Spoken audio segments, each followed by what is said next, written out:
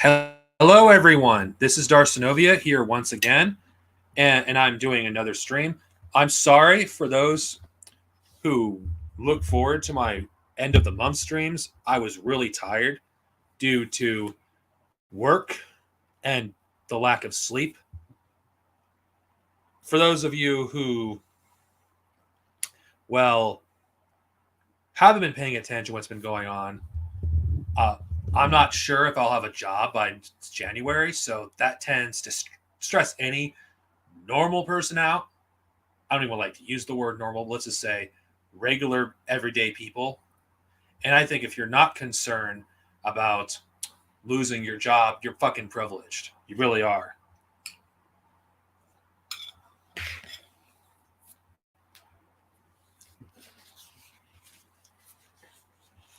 And I think the idea that anyone fucking should just simply take it and just look for another job is ridiculous. Looking for another job is fucking difficult, contrary to popular belief.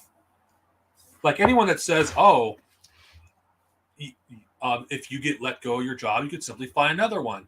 Well, that's easy for someone who probably lives with their parents or has enough capital in their bank account where they may be able to endure for like a month or two without working. For the rest of us, for those in the disenfranchised working class, we are not in that position at all. We're one paycheck away from being homeless. And I don't even like using the word normal to begin with, because normal to me, and I think we can all agree here, normal is ableistic language. Because what the hell does normal even mean? Normal is just used as a way to punch down at disabled people. And honestly, I don't like using the word normal because normal does not exist. Normal is an ableistic word used to shut down any sort of conversation that people who are disabled have or people who are struggling.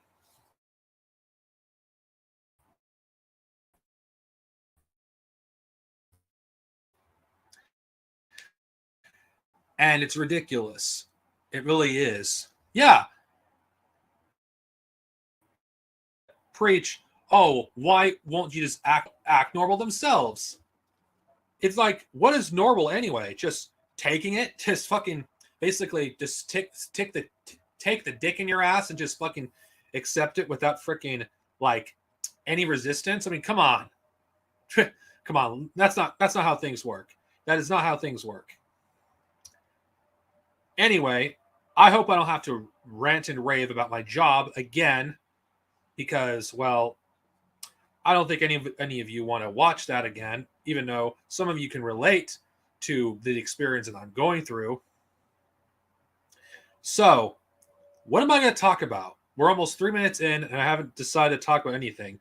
Well, considering these are the kind of streams that most of you tend to like, because I get to be more flexible in what I talk about, so I can talk about multiple subjects. I'll just talk about a few ones that come to mind. First, I think I'll start with gaming related stuff because whatever. I play games. I'm a gamer. I'm not a fucking neckbeard or whatever. I don't know if anybody has heard of this, but that fucking controversy with fucking the Bayonetta voice actor was freaking ridiculous. Like, it's amazing how I don't even remember the woman's name that did the voice for Bayonetta. She went from being like what the people that sorry, one of the people that like people who actually support voice actors getting paid almost universal support to being pretty much universally hated by the left and the right.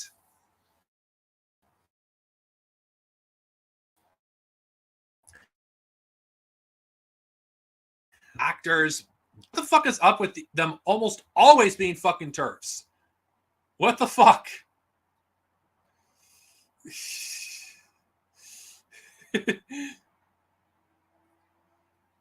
um, no, no. As a communist, guns should not be banned, because the people that would benefit from banning guns, it wouldn't be you or me. No, it'd be the ruling class. It'd be people that already are armed to the teeth. No. So, yeah, we will not fucking discuss gun control, because I don't believe in gun control. Anyone that actually supports gun control is essentially supports disarming the proletariat. And everyone knows I don't support disarming the proletariat. That's one thing the right can't use against me. Any right-winger that tries to take me out of context, oh, Darth Sinovia supports gun control. Fuck you. I support guns. In fact, I would argue that I support the proletariat even having tanks. Yeah, that's how fucking serious I am on arming the proletariat. We should be armed to the teeth. Every single kind of weapon that the fucking enemy has, we should be able to have too. Yes. Anyway, I'm gonna get back to the Bayonetta thing. Oh yeah, that fucking voice actress. Like, there's a legitimate problem in the gaming industry regarding how voice actors are treated, rather than not make this about herself and use her voice to bring out what's a big problem. She makes it all about herself, which has set everything back years. Now, as the lumpen proletariat, I was never sympathetic to her plight, because as someone that struggles to pay my rent because of how little I get off Social Security and my job, why should I have sympathy for a person that lives in pretty much in the middle class, or whatever you want to, whatever her class is? I don't even care. Like, people in those sections of society, voice actors, they're not working class in the slightest.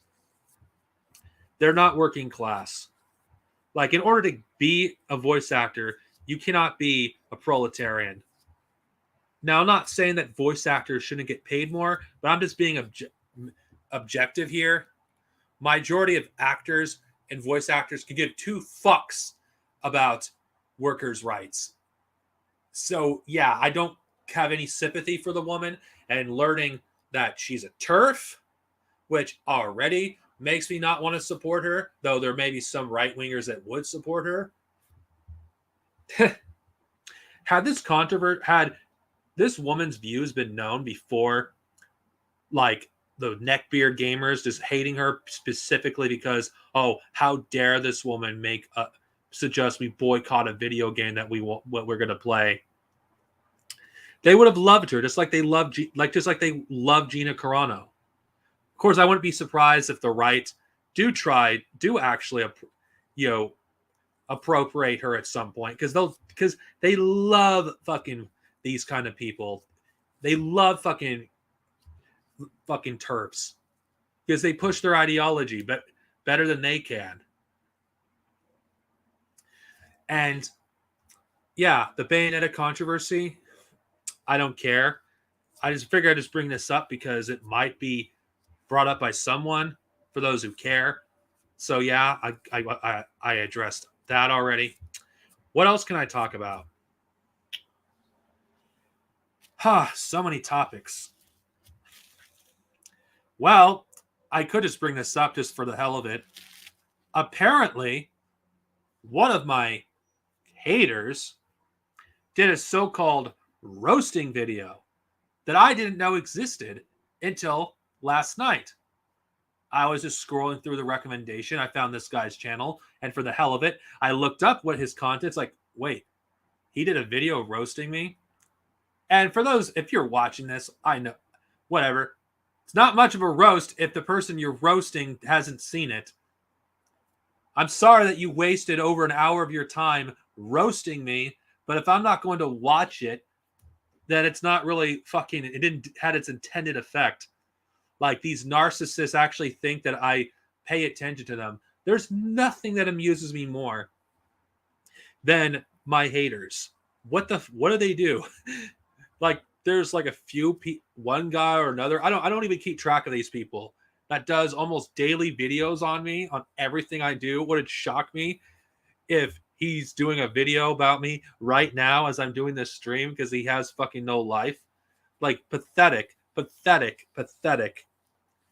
It's like I fucking do not fucking care about these people.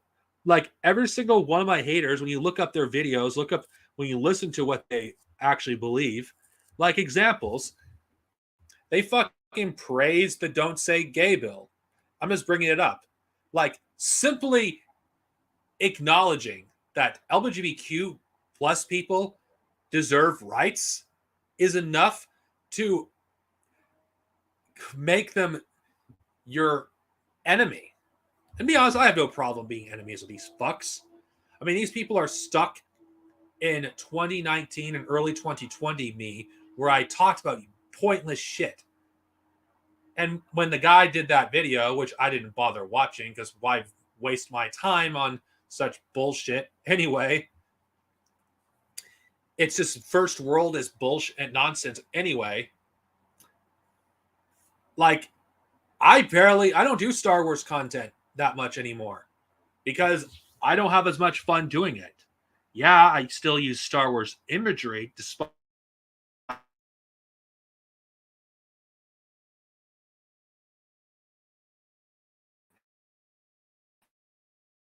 doing that.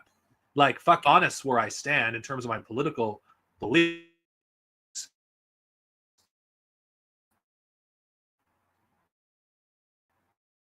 I don't make it a secret that I, that I'm a communist. I don't make it a secret that I'm anti-American. It's these fucking people that can't even be honest with themselves and that who they really are fucking fascists. You can't just basically say, "Oh, you're the fascist, not me," when you are against LGBTQ rights. You talk about trans people as if they're Nazis, talked about Jews. You support mowing down that I'm a fascist when you're describing yourself. You support the very things that fascists support. Then again, these people are fucking dishonest charlatans that fucking, you could fucking talk them blue in their face and disprove their bullshit. They still wouldn't listen because they're a bunch of entitled neckbeards that fucking would openly support fucking neo-fascism because it fucking goes against their class interests to fucking support anything that goes against theirs. Fascism is in the interest of these people. That's why so many fucking fascists support fucking people like Trump. I appreciate that, Submoney. I can't help it, my mic cuts off. I mean, after all, okay, whatever, I'll adjust this. After all, my internet's shit, so I can't control that. Yes, they do. That's why I don't separate transphobia from anti-Semitism. It's all the same shit. That is why when you hear the people call everyone a fucking groomer, an LGBTQ person just for simply existing, just for talking about like LGBTQ issues, it's like, who's the fucking groomers? It's like these people support people like Matt Walsh, or what the fuck that piece of shit's name is, who literally talked about fucking impregnating 16-year-old girls and believes in lowering the age of consent. It's like, who the fuck are you to call like LGBTQ people groomers when you have people like that believes fucking I'm not even going to get there. These people fucking believe that women should have no right to their bodies. Who the fuck are you? Or for supporting fucking legislation that has people inspect it if someone's trans. How is that not pedophilia? It's like every single one of these people tell on themselves they support pedophilia if it's the person that they support is doing it. They don't care about children. They view children as property. That's just how the right sees children. They will weaponize, oh, will you please think of the children? Yet they care nothing if children are fucking basically in poverty, children sleeping hungry, children who struggle to fucking learn because of lack of food, because they have no ability to eat, because they can't get anything in the cafeteria. It's like they don't care. Their fucking answer is, well, maybe their parents should not have had kids in the first place. Basically, the age-old tactic of freaking conservatives, or we'll just call them fascists because that's what they are now, pushing literal eugenics against the poor.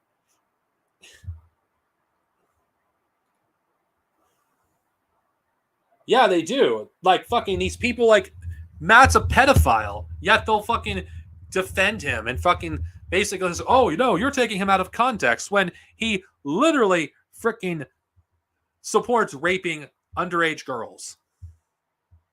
And let's not even talk about how these people are completely silent when the states that the majority of these people live in literally have the age of consent fucking as low as fucking 15.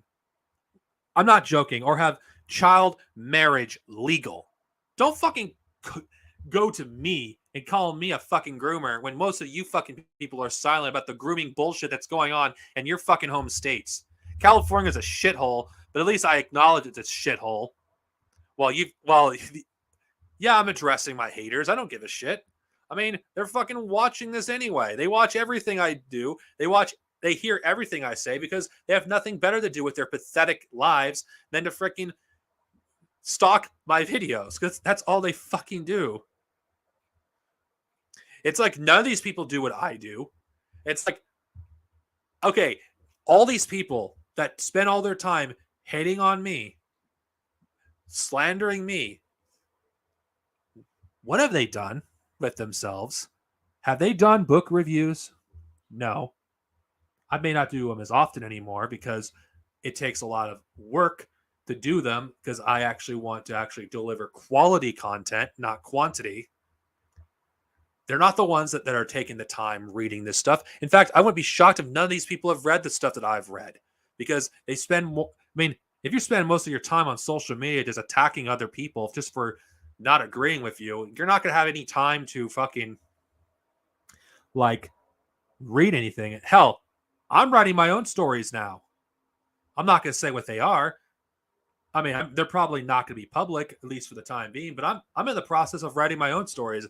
Instead of saying I'm going to do it. I'm going to do it. I'm just putting my money where my mouth is and actually doing it. Yeah, it's good. It's gonna. It may not be the best in terms of grammar, but I will edit the hell out of them until they're ready to be released. At least I'm doing something. These people don't have a creative bone in their body.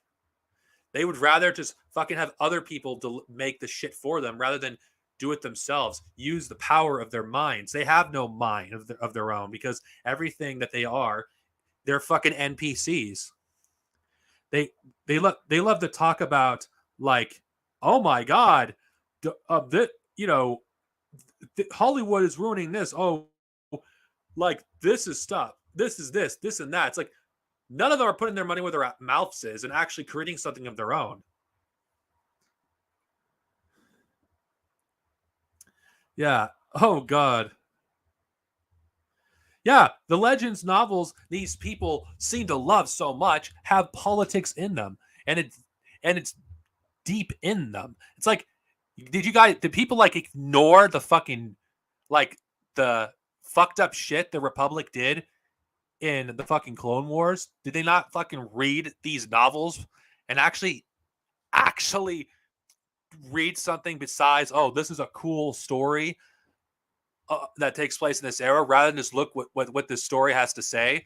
It's like, that's the thing about these people, and I'm convinced majority of these people don't actually understand Star Wars, because even the EU, because every time they read a book, they just put it down and read the next one. They don't actually consider what they just read. And that was the problem with me before. When I did those old reviews that I did, I didn't actually truly think about, wow, what did I just read? And actually just write notes down. I didn't talk about the stuff that was interesting about the books. I thought about it long afterwards. It's like there's some interesting stuff we can talk about in the EU, like Shatterpoint, like basically with the conversations that Mace Windu and Depa Billaba are having on how the Jedi are not going to win this war with staying as Jedi, that was such a great and deep conversation because it adds so much to Revenge of the Sith when you watch the movie. Like everything like that novel did, not to mention just basically showcasing just how brutal the Clone Wars was. Like the comics, the novels, like the old era of Star Wars in 1999 into the early part of 2008 was some of the best Star Wars stories ever because it didn't just wrote a new story in the universe and that was it, or just fucking shitted it out. It actually published stories that question the soul of Star Wars itself. What is this concept? Is this right? Is this wrong? The stories were more complex. They weren't cut and dry. That is why I love the New Jedi Order series. That's even though I have a lot to criticize Legacy of the Force with, I like that story as well because of how it basically did good versus evil.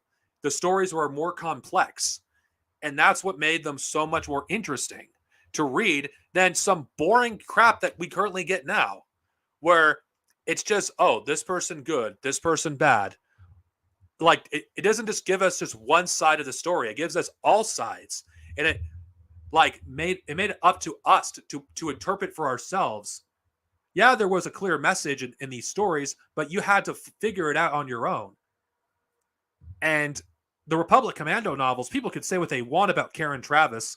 I have some criticisms towards her, at least for Legacy of the Force, for basically wasting time on a storyline that could have basically been cut completely from the series with minimal changes. But Karen Traviss in the Republic Commando novels, oh my God, she showed a side to the Republic that was not really shown in Star Wars novels. She wrote about just how fascistic the government was, how fucked up the Jedi were, and how they treated the clones, how they treated them as a slave army, and how the Confederacy and the Republic were basically this not much different from each other. And in its final novel, which I have yet to record the review, but I already have all the notes for it, so I won't say too much about it. But essentially, in one of the passages, it basically talks about how the Imperial Core not the Imperial Core, but the inner worlds won't see much of a difference, which is true because if we're looking at our world, which is why I feel like when these stories are written basically in the real world, using stuff that's happening in the real world, it adds so much more meat to these stories. It isn't just a simple good evil story. There's much more to it than that. That's what makes it so interesting. I mean, I just find what they do after it boring.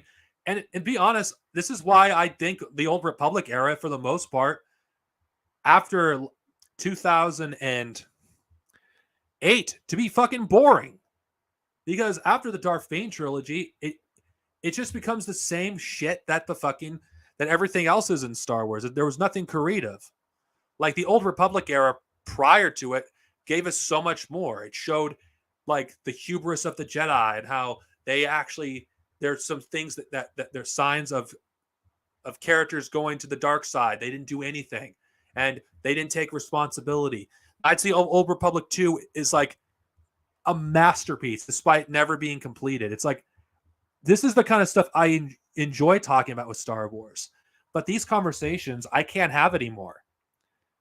And because my passion for the Star Wars franchise has basically been eroded by these same people. They don't appreciate the beauty of the Star Wars expanded universe or the films for that matter, because they look for the superficial shit. That's not the kind of Star Wars fan I am. The kind of Star Wars fan I am, I look at other aspects of Star Wars. I look at, like, how do these systems work? What makes them work? How does it affect the world around them? That's why I consider Knights of the Old Republic 2 arguably the greatest Star Wars story of all time, if we're not counting the books.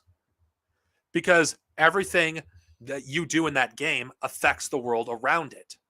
Like there's the positive and negative consequences of your actions.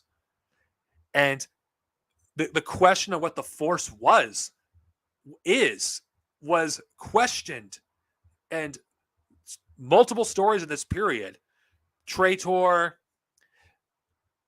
Knights of the Old Republic 2, even the first game asked these questions. It wasn't so simple, and that's what made it so much fun. And these kind of conversations cannot be have anywhere because fans would rather talk about the superficial shit. Like, oh, the dark side. What is that an allegory for? Drug addiction. I mean, if anything else. I mean, there's so much things you can look at regarding the dark side. Yeah, the movies themselves does give some interesting things about the dark side, but it's the EU that really gave us the most interesting look on the Force that we haven't seen since. From 1999 to 2005, the Force was explored in ways that hasn't been explored before at that time. And it hasn't been since. Like, they've walked back, unfortunately, in Legacy of the Force of the interesting concepts that were introduced in Knights of the Old Republic 2 and the novel Traitor, and how Jacen Solo and Vergere, how they saw the Force. And I thought it was interesting, that conversation Vergere and Jacen had when they were near the Jedi Temple, the ruins of it in the novel Traitor, when she said, there's a secret that the Jedi will never tell you. There is no light side or dark side. That is what was great about that fucking story, because it was so interesting, because it made you question, is there really a light or dark side of the Force, or is it simply people getting corrupted by power? And it's such a shame that Lucasfilm just fucking was scared not to even follow through with that, because it just brought up even more questions. And I wouldn't be shocked if Chris Avellone read that novel and actually found that to be fascinating. And that's one of the novels that the philosophy of Vergere, I wouldn't be surprised, influenced the character of Kreia. I mean, it was so fucking great. And this is what I love talking about. It's so sad. Star Trek aligns with me more politically than Star Wars does, but Star Trek, there's some stuff I could talk about too that is fascinating. But these neckbeards don't want to talk about this. Yeah, I know so far I've been talking about entertainment, but considering that people here enjoy when I talk about this, and I appreciate it when you guys listen, or at least add to the conversation. I'm just going to look. Hey. And what really angers me, this is not jealousy or anything, is those fans that are truly passionate about Star Wars, they're completely ignored. Instead, what gets propped up are reactionary fucking nonsense or reactionary takes of fucking Star Wars. It angers me because the quality of content of Star Wars is very small. It's insignificant. It's very small. The quality of content. It's only gotten worse with time. Star Wars YouTube was definitely at its best before The Last Jedi came out. From 2011 to 2017 was the best time to be a Star Wars YouTuber. Because it's just the conversations. Yeah, there was a lot of negativity still, but there was enough room to have a nuanced conversation about any of the stuff that I'm discussing now, that it had a chance to get a decent amount of exposure. But the Last Jedi controversy pretty much killed Star Wars YouTube. Why fucking talk about positive content? Why do deep analysis and deep dives when you could just simply rant and rave for fucking 2 or 3 hours about a fucking movie that's turning 5 years old as I'm fucking recording this fucking stream? I mean, holy shit. I'll probably do a stream on Jedi's Cantina, The Last Jedi, 5 years later. Does it really deserve the hate that it gets?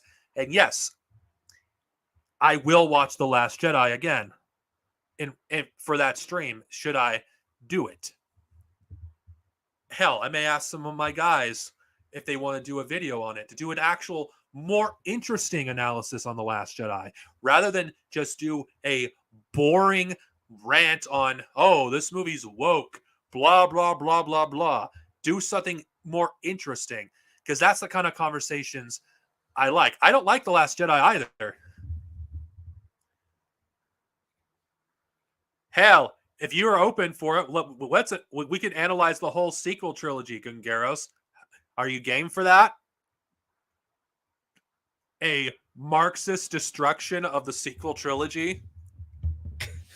I mean, would be more than willing to do that. I mean, it'd be something unique. It'd be something different. Doing a Marxist destruction of the sequel trilogy. It would be entertaining. No, it'll drive me crazy just watching those movies again. I literally have not seen the sequels in almost 2 years.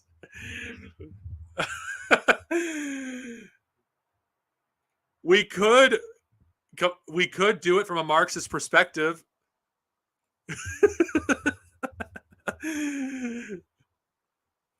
Well, The Last Jedi is the most interesting to analyze simply because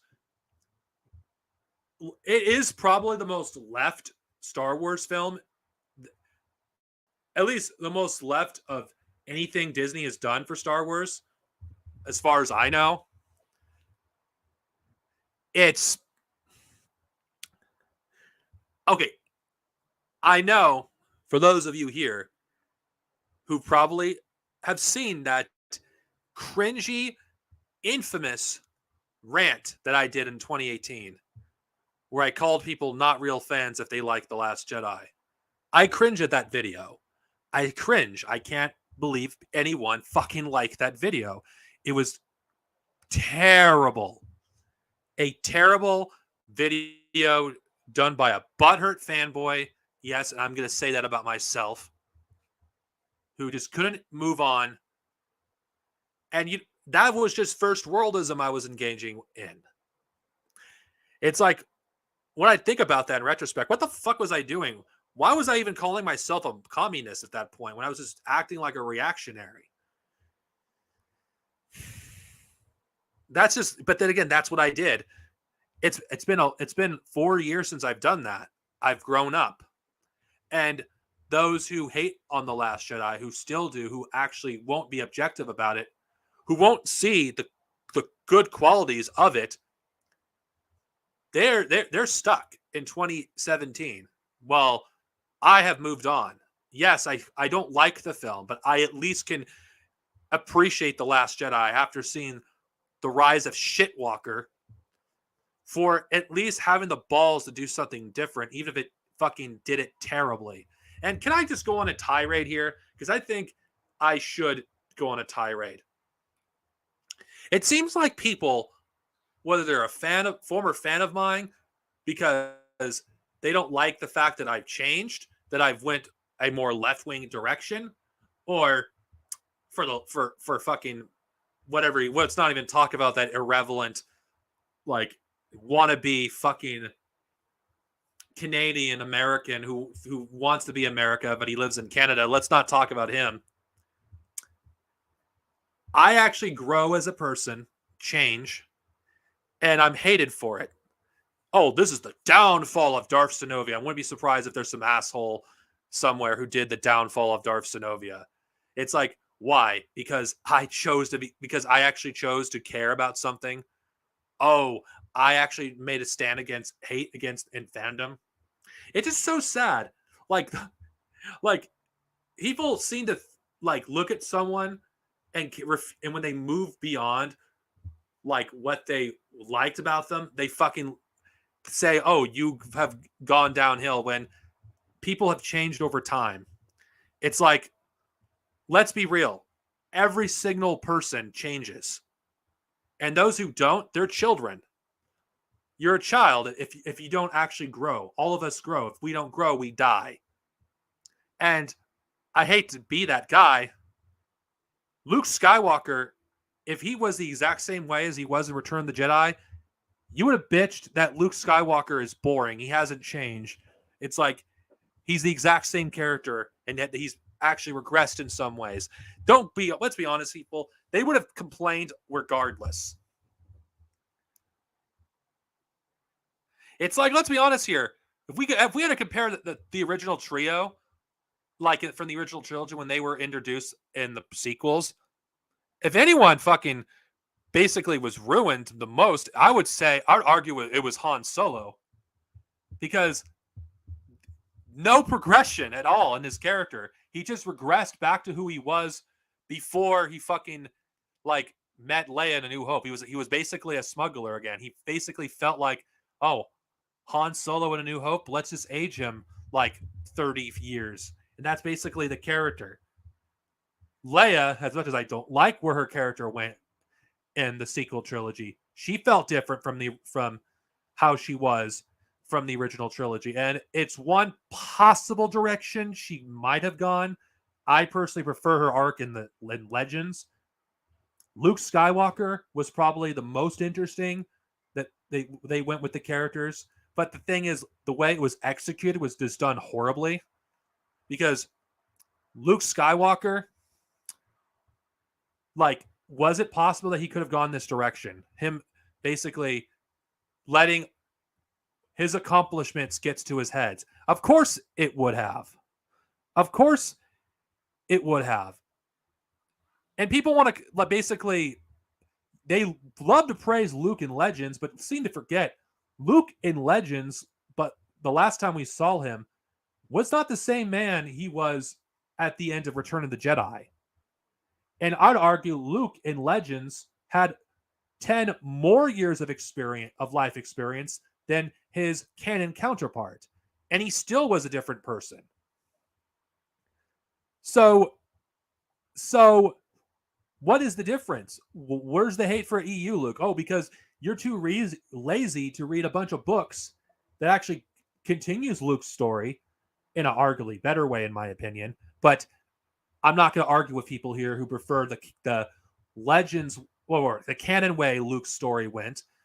I'm not here to argue about that. I'm just talking about, in my opinion,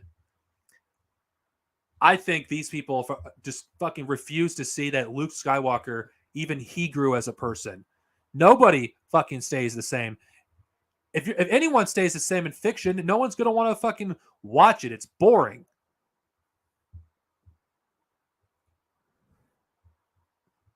And Luke Skywalker, the way he was portrayed in the sequel trilogy, it would have been interesting had Luke Skywalker was in all three films, so we got a chance to actually develop Luke's character more. Or B, delete fucking bullshit that doesn't advance the story anyway. Like Canto Bight could have been completely deleted and not much of significance would have changed. Now, what does this have to do with me? Because it seems like a lot of people just can't seem to let go of what someone was like before, or they just see them in a certain set of bind and can't look beyond that. Like, let's be honest here, majority of these fucking haters of mine from the Star Wars fandom, they only look at what I do in the Star Wars fandom. They don't look beyond what I care about beyond Star Wars, because Star Wars is not the thing I care about the most. Like, what I've been seeing for the past few years is terrifying me. Just how casually people are supporting fascism, or not resisting fascism, or seeing more police like patrolling neighborhoods, or seeing the police looking more and more like fucking stormtroopers, or seeing the police look not much different from the IDF in Israel. It's like, that concerns me more than Star Wars does. Or the fact that the casual cruelty people have towards the homeless is something that really concerns me. Or the disregard for the disabled, that concerns me more than Star Wars. I mean, from 2019 to 2022, I lost people that I've known for years. And this is not a secret. My own mother died almost 2 years ago. So I went through a lot of shit in that time. Yet these people still look at what I did or do strictly from Star Wars. Oh, I'm using Star Wars to push Marxism. Hate to break it to you, but I barely do Star Wars content, so I can't really push Marxism. And even if I did, it's not. It's my channel. I could basically do what I want, and not to mention, you have no problem to pushing your fascistic rhetoric anyway. So if I can fucking push my politics, which, let's be honest here, I was dishonest, basically trying to hide my politics more than anything else. In fact, me being more open with my politics made it easier for me to create quality content. Because if I can't actually talk about issues and relate it to the real world, then how the hell am I going to make this review interesting? Why should I just, like, let's be honest here. If you watch my old review for Shatterpoint, like back when I did it in 2018, and compare it to the one I did last year, there's just no comparison which one is better. The remake is longer. I got into more detail about the themes of the book. I actually talked about the interesting parts of the book that I didn't talk about in the original review. And I even brought up some other things that were, when I did bring up politics, I didn't have it overshadow the review, but I did bring it up when it was necessary. It's like, it is no comparison which review was more interesting. It's like being reluctant to talk about politics is basically sabotaging your fucking ability to actually have any interesting discussion when you engage with media. Because it's something you just cannot avoid. And it's like, people's like, oh, why must you make everything political, Darth Sinovio? I just want to be entertained. All this stuff that we all consume is littered with propaganda in some extent. Everything is political. Fucking, you're gonna basically say that Rambo is not political? Fucking, you don't fucking need to fucking be a Marxist to understand this. I mean, some of this stuff is so in your face that you have to be fucking willingly blind not to see it. Like, for those of you who want further context what I'm talking about, listen to Michael Parenti's great lecture, which I'll upload on the channel. So if you don't want to look for it, I'll upload it eventually. When he talks about Hollywood and how right-winged Hollywood truly is. And when Michael Parenti did the lecture, it was like I think it was the late 80s and early 90s. But what's interesting is the Reaganite era, which was the 80s, not much has really changed. In fact, I'd argue things got even more overtly right wing when it came to entertainment. Even more so. Oh God, Naruto is fucking. If I were to basically say Naruto is fascist propaganda, I probably would get. I'd be attacked by the Naruto fan base. Well, I just used that as the first thing that came to mind. There's other examples. I think Top Gun is actually far more overt than Rambo, because the kind of stuff that it's promoting. But a lot of these things, when you bring this up, like when I talked about when I was talking about the Marvel films, basically like how they're just like I can't watch them because they're just militarist propaganda. Like the argument, oh, they're just a form of entertainment. Like they're meant to and it's like, yes, but that's not all they are. I mean, when let's just use this Transformers. I know people are like, wait, Transformers? What the fuck are you talking about, Darth Sinovia?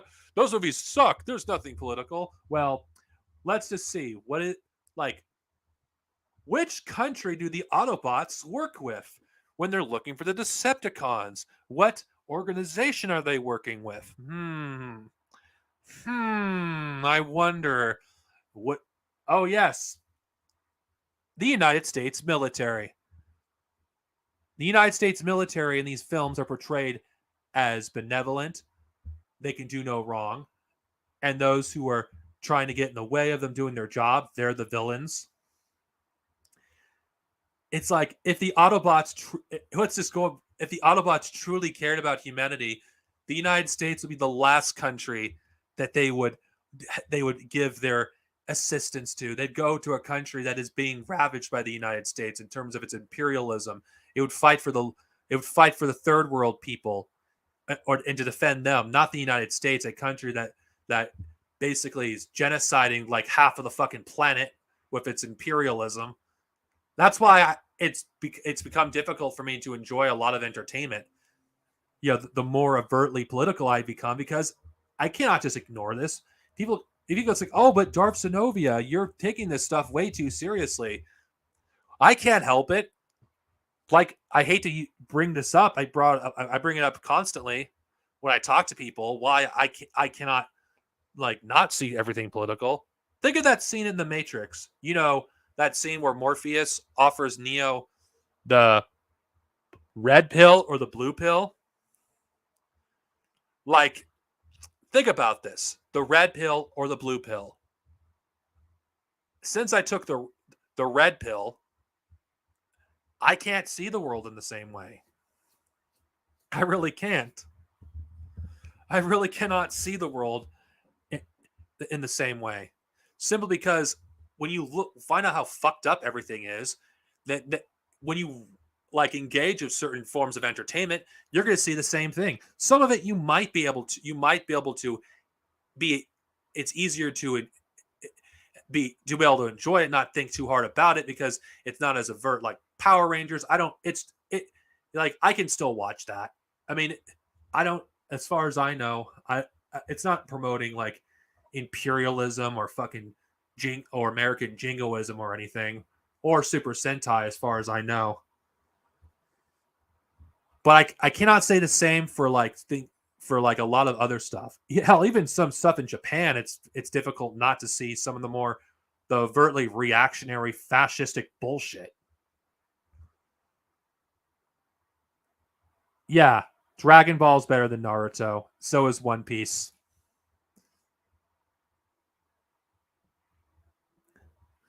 But yeah. Now, I'm not saying, oh, you can't enjoy any of this stuff. Don't. Why do you dirty commies have to ruin everything? I'm not trying to ruin like cartoons for you or anime or video games.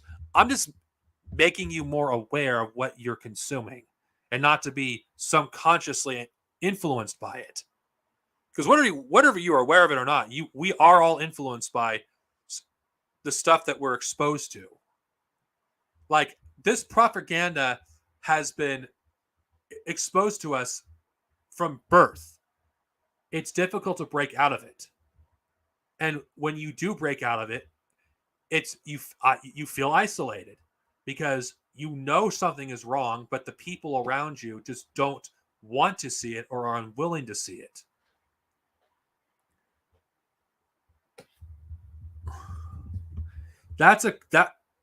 Why do people always blame communists? That's a difficult question. The only thing with that I cannot give a answer quickly, but let's just say a long campaign over a century long of anti-communist propaganda. Like anything that goes wrong, they blame the communists or they blame some other imaginary group. So it's just a scapegoat for whatever problems.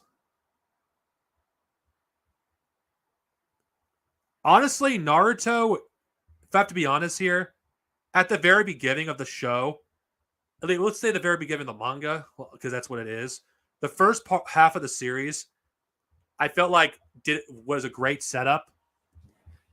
The fascism in Naruto, I felt like became avert when it got to the second half of the series, because it introduced things like Root, which is basically like the Naruto equivalent of the CIA. And what you learned is how fucked up like the things that Konoha did, like some of the people they fucked over. It's impossible not to basically see Naruto as pro-fascist.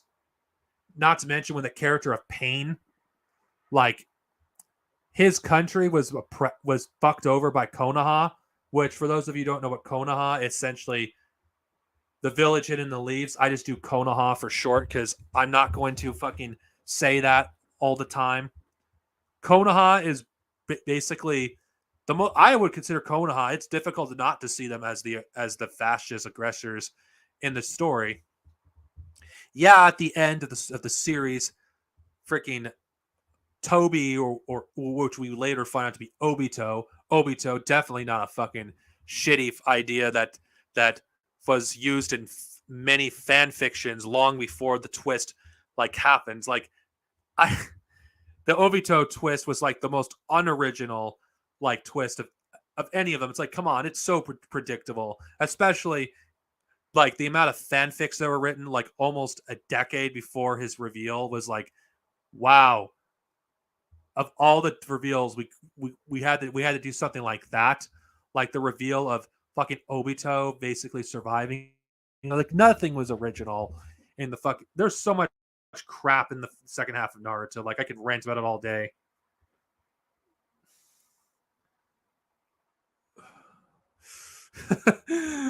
Oh god, I don't even know if I could even watch Boruto. It's such fucking garbage. Yes, it is. And I will say this: Sasuke did nothing wrong until he sold out and basically became a Campeador and basically became the bitch of Konoha.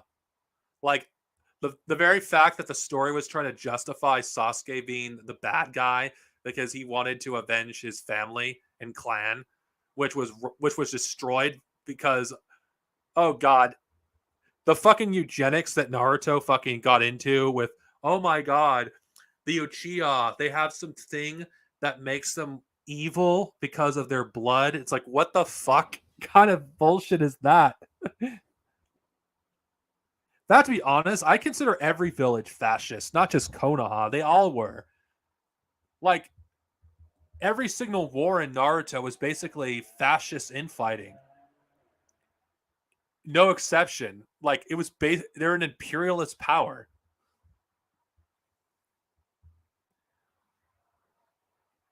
Of course they did. Of course. Nobody could justify that. It's ridiculous. I can't even like I don't know how any communist can be a fan of Naruto with all this like blatant fascist bullshit. It's so easy to basically Attack on Titan for basically being fascist propaganda when Naruto it's been avert from the very beginning. You have fucking nationalism being pushed, like the Will of Fire, basically being freaking basically a propaganda, basically to like turn it fucking. Oh wait, keep forgetting. Doesn't fucking Konoha and basically the village basically train child soldiers? And they still have that in Boruto? Like, wait, I thought the world changed. So we're supposed to have peace, yet they still continue the practices of training child. Oh god. Oh god, I cannot believe I'm even ranting about this. Oh shit. Oh god, oh god. Pain did nothing wrong. Fight me. Pain and his revolutionary group did nothing wrong. They were fighting for liberation. And fucking Pain was fucking right about everything. He was right about what Konoha was, what the whole world of the shinobi system was.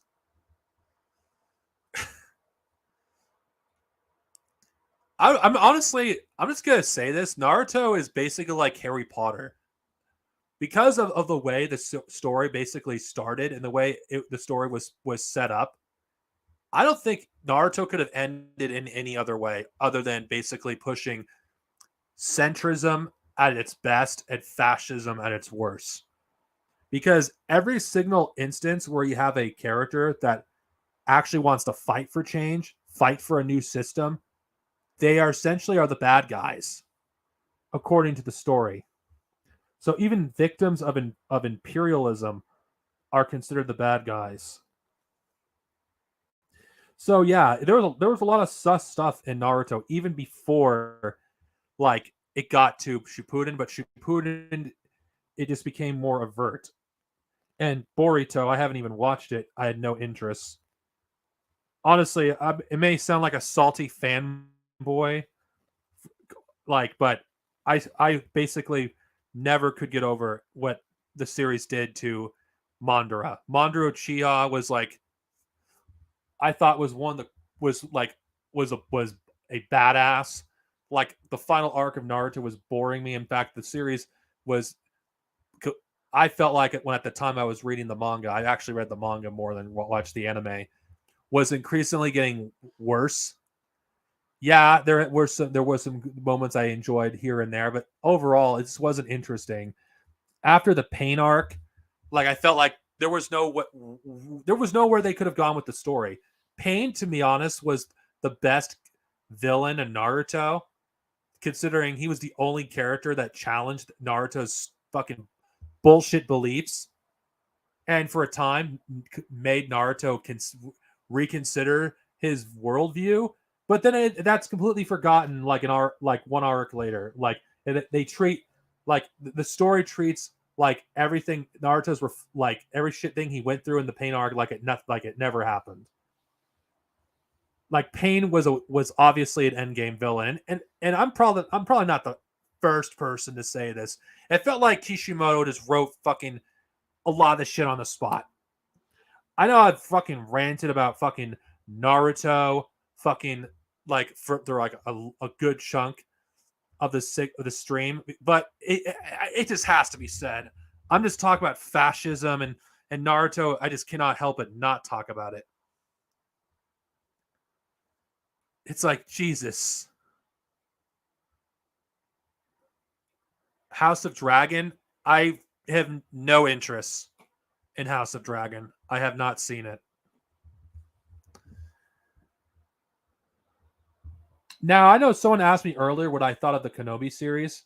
So I'm going to like answer that. As for the Yu-Gi-Oh, I have not watched either series. So I can't answer that.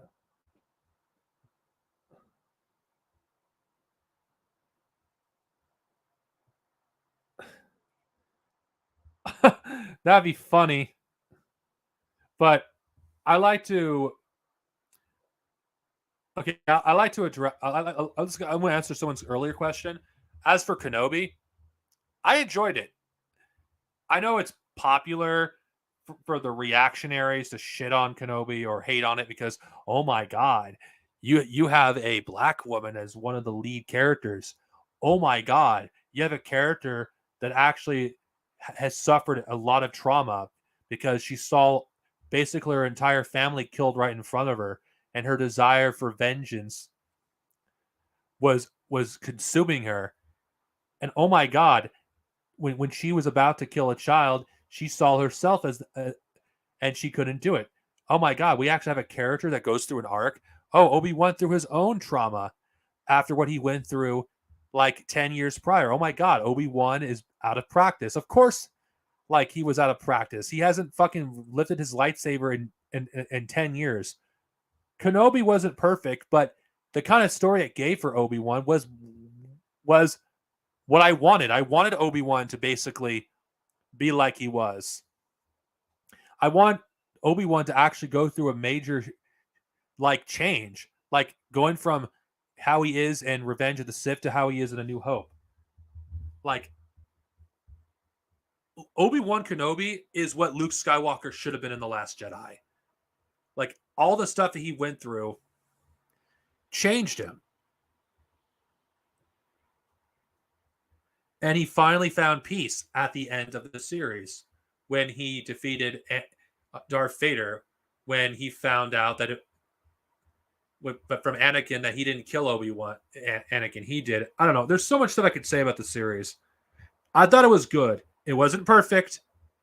It had its problems, just like everything else in this era of Star Wars. I think if you edited a lot, the series down, you could have made probably the best Star Wars movie ever made, that Disney has ever made if it was edited down to like a 3-hour movie. Like it's definitely the best that Disney has put out so far, and I will die on this hill. I actually really did enjoy this series. It was the best. I was pleasantly surprised. I actually watched every episode as they came out. That is how good it was. I didn't do that for Mandalorian.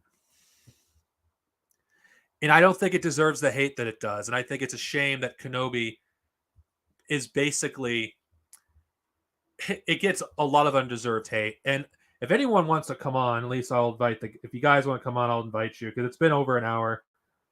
And if anyone wants to join in, what we talk about, the Let's Talk streams, we just talk about whatever is on our minds, if you care to be part of it. So yeah, I'll just invite them on. Yeah, he did. I think he deserves an award for what he did. I think the show was really good. Having a chance to see him do it one last time was great. I don't want a second season. I think Kenobi was a great way to basically bridge the gap between episode 3 Obi-Wan and episode 4 Obi-Wan. And yeah, that's my thoughts on the Kenobi show. I thought it was really good. And if I'm a Disney fanboy, for God forbid, enjoying something and not some miserable neckbeard on the internet that has to slam his fingers on a fucking keyboard 24/7 because how God forbid someone actually is not a miserable fuckhead. Well, fuck you.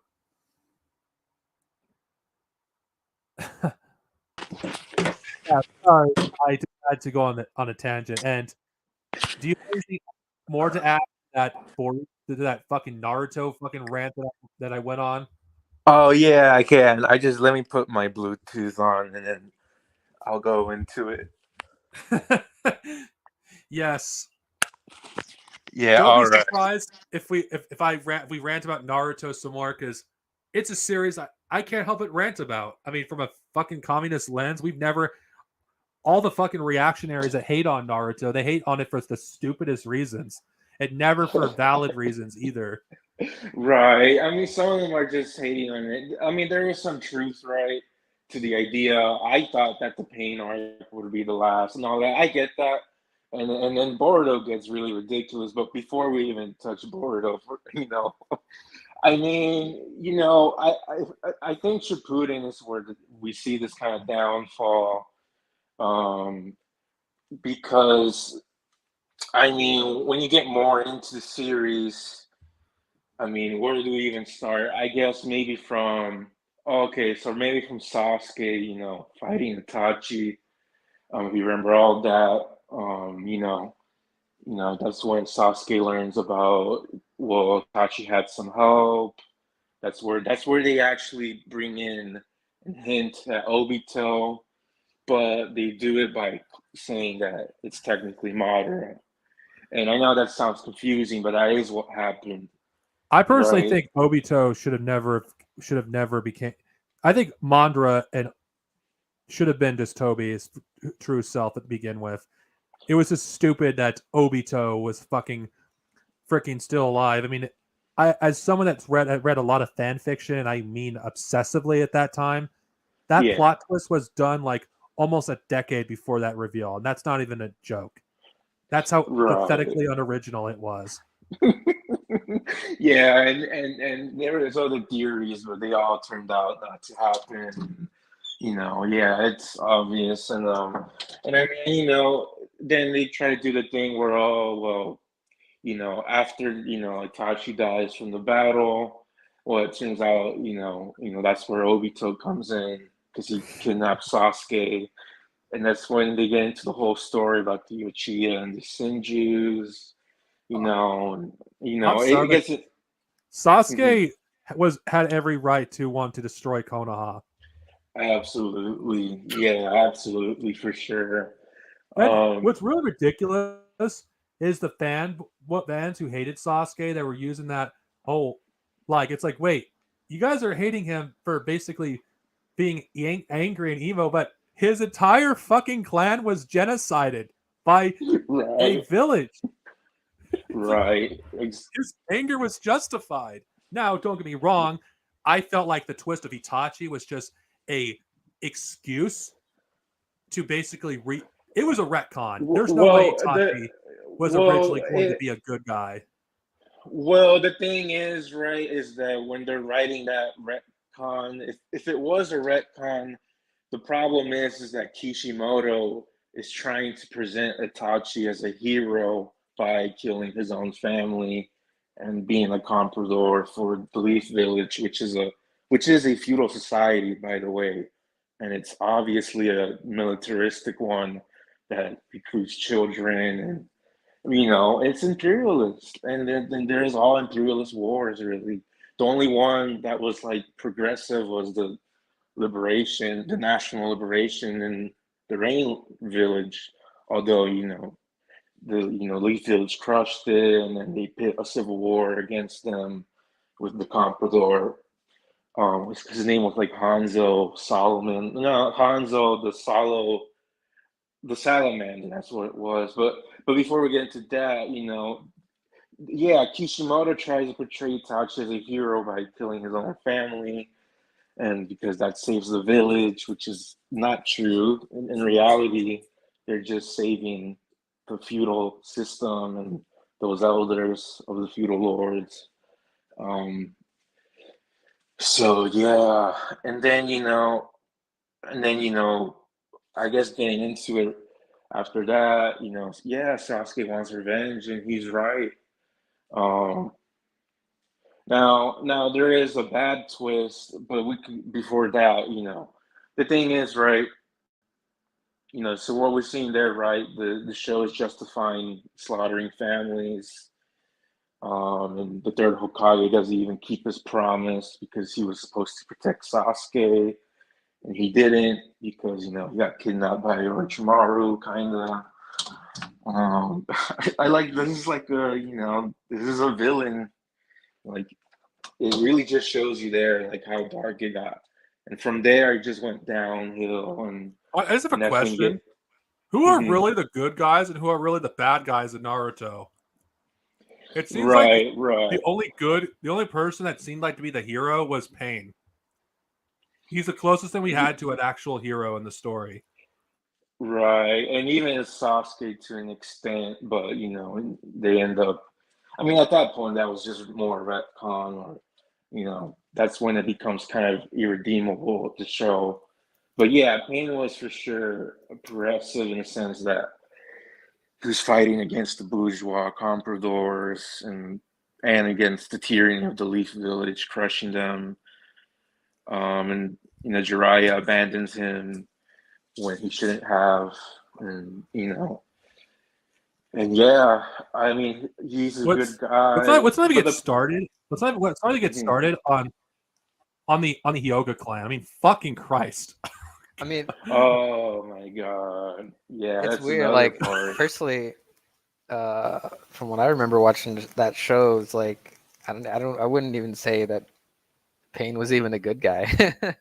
I mean, Well, he realized like an important factor of like the cycle of hatred and everything. But if you remember in his like speech to Naruto, he just instead of trying to find an actual way to solve, the understanding each other for each different nation, he just said, "Oh, we just believe that people inherently can't understand each other." Like he takes the opposite route that of what should be taken. Well, I'm not saying he's a good right, guy. I said he's the closest the Uh, series has to one because I his goal so is at least dismantle the existing system. While Naruto I guess.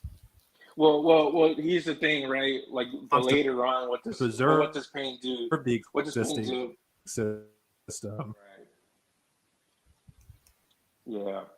I was just gonna say, but what does Pain do in the end, right? He ends up bringing back the Yeah, Leaf he brings people Village, back. and he Yeah, I changes thought his that. I always mind. I thought mean, that part. I always thought Mhm. that part was dumb because like Yeah, Naruto's speech to him to like get him to do that wasn't even that good. It's like, damn, that convinced you, bro. Like, right, I right. wouldn't I have mean been that. convinced. It was like, what if I remember correctly? Wasn't Naruto just basically like, I don't know yet, but I'm gonna find it? I Yeah, and was like, that he was such a lame ass speech. right. So the thing is, yeah, like so Pain redeems himself when he revives, and he realizes that Obito was not. I mean, Obito subverted the I would say Akatsuki. that Itachi is the closest you get to a good guy in the show of anybody. wait, But Itachi? That guy, he even did no, genocide against his entire fucking clan. I What the guess. fuck? But I mean, wait, wasn't he gonna be killed anyway? Like they were all gonna be killed No. like, regardless. no, no, not at all. In fact, Itachi and his cousin had a plan to stop the war between the Uchiha and the Leaf Village. They were gonna Really? use but Danzo steps in and steals a knife from Itachi's Yeah, cousin. yeah, I remember that part. Yeah, and the thing is too, What? Well, um, didn't they give like Itachi like an ultimatum though? I swear he had like some type of ultimatum that he had to do. well, I mean, he got ultimatum from both his dad and Danzo, but the So it thing was is, either then. like the Well, the thing is that they told him you got this amount of time to prevent your family from doing a coup didn't with like the Madara didn't Madara like talk to him before that shit too? I don't remember. only after when it all failed and Sichui committed suicide to protect Uh, Itachi. And that was just that was planned. The thing is that Obito is like the problem is that Madara is like is getting into all of it. If you go forward more into the series, you find out that Zetsu oh he yeah. he he caused all that stuff and he I brainwashed didn't understand it. Madara. I didn't even understand any of that shit. It's like this Zetsu dude, like what the Honestly, he's always like a background character, just let's like, be oh, honest here. apparently it's all up to him. Like That is the moment Naruto died for me. Even before when I was still Right. kind of reactionary. That is the moment Naruto died. I mean, Right. I So, stopped watching it like because like the War Saga was just like Well, taking forever, and well, the then thing it is, went to like some filler I read shit, the and I was like, manga. fuck this. I read the manga for the most part. I didn't watch most of the anime. I read the manga. I watched the show, and I remember it was annoying because it was like they introduced Yamato or whatever, and then he was like, for most right. of the series, he was just like a fucking lifeless corpse just laying there. Like You know what's hilarious? Kishimoto forgot he existed in the final That's- arc. He that's literally hilarious. did. That's Yeah. not. Did he actually He admit really that? did. That's funny. He Yeah. forgot he existed. That's hilarious. Yeah, I mean, I can simplify it more. I mean, the reality is like all the villages, the Hokage system, the feudal lords that control the village, because they're the ones who declare war against Obito. The point is that they represent kind of different version. They have their own feudal system, but Zetsu wants to bring back this kind of well. He wants to bring back his alien mom so that she can rule the earth and have her own like kind of reactionary matriarchy.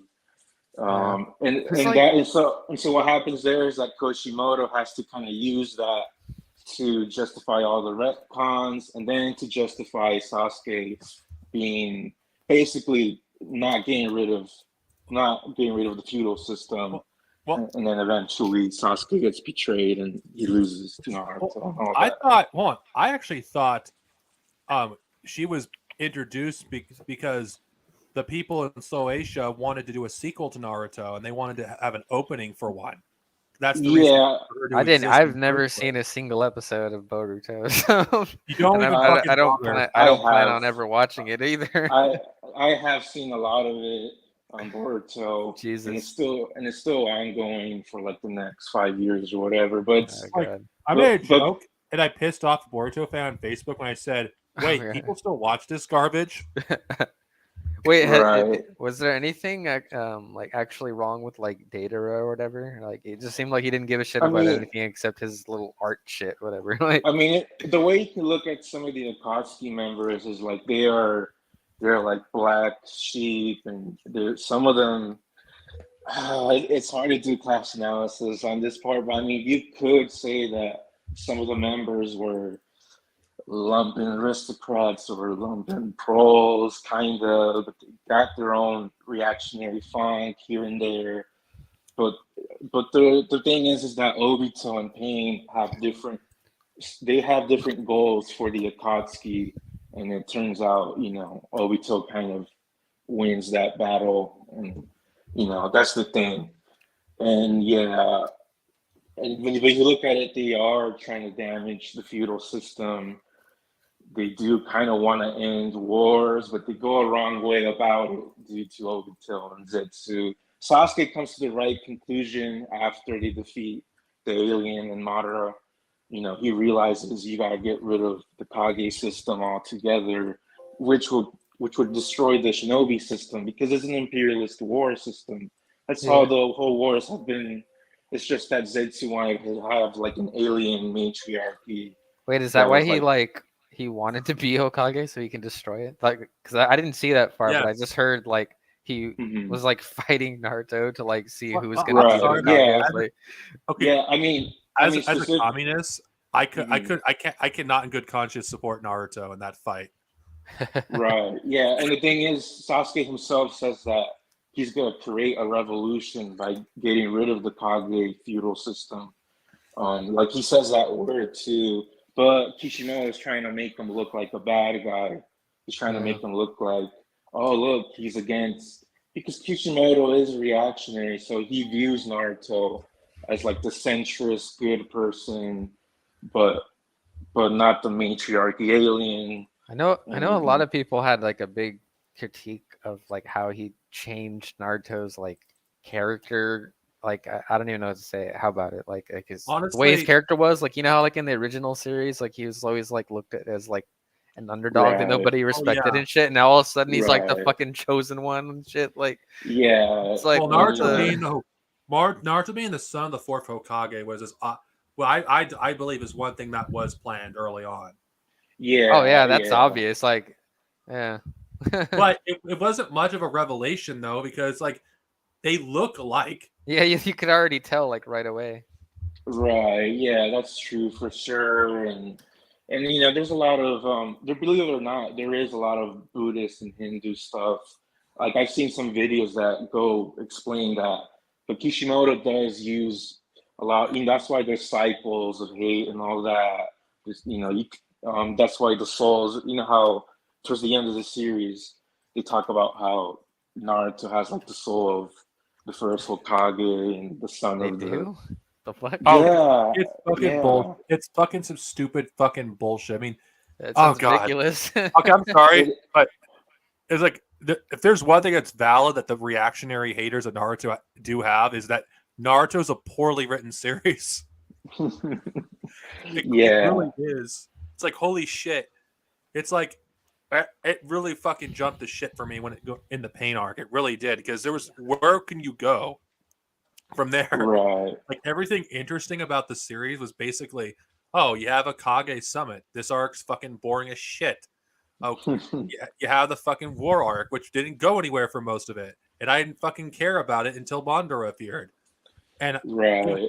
it's like, okay, as a fucking fanboy at the time, Mondora could fucking be taking a shit, and making speeches, and I would still find the chapter to be epic. That's just how awesome he was as a character. Right. Yeah. Oh, and I would also argue that Danzo and Orochimaru, they promote eugenics through all their like unethical scientific work and all the Yeah, but the labs and Danzo any different from the Kages though? He's right. no different than any of them.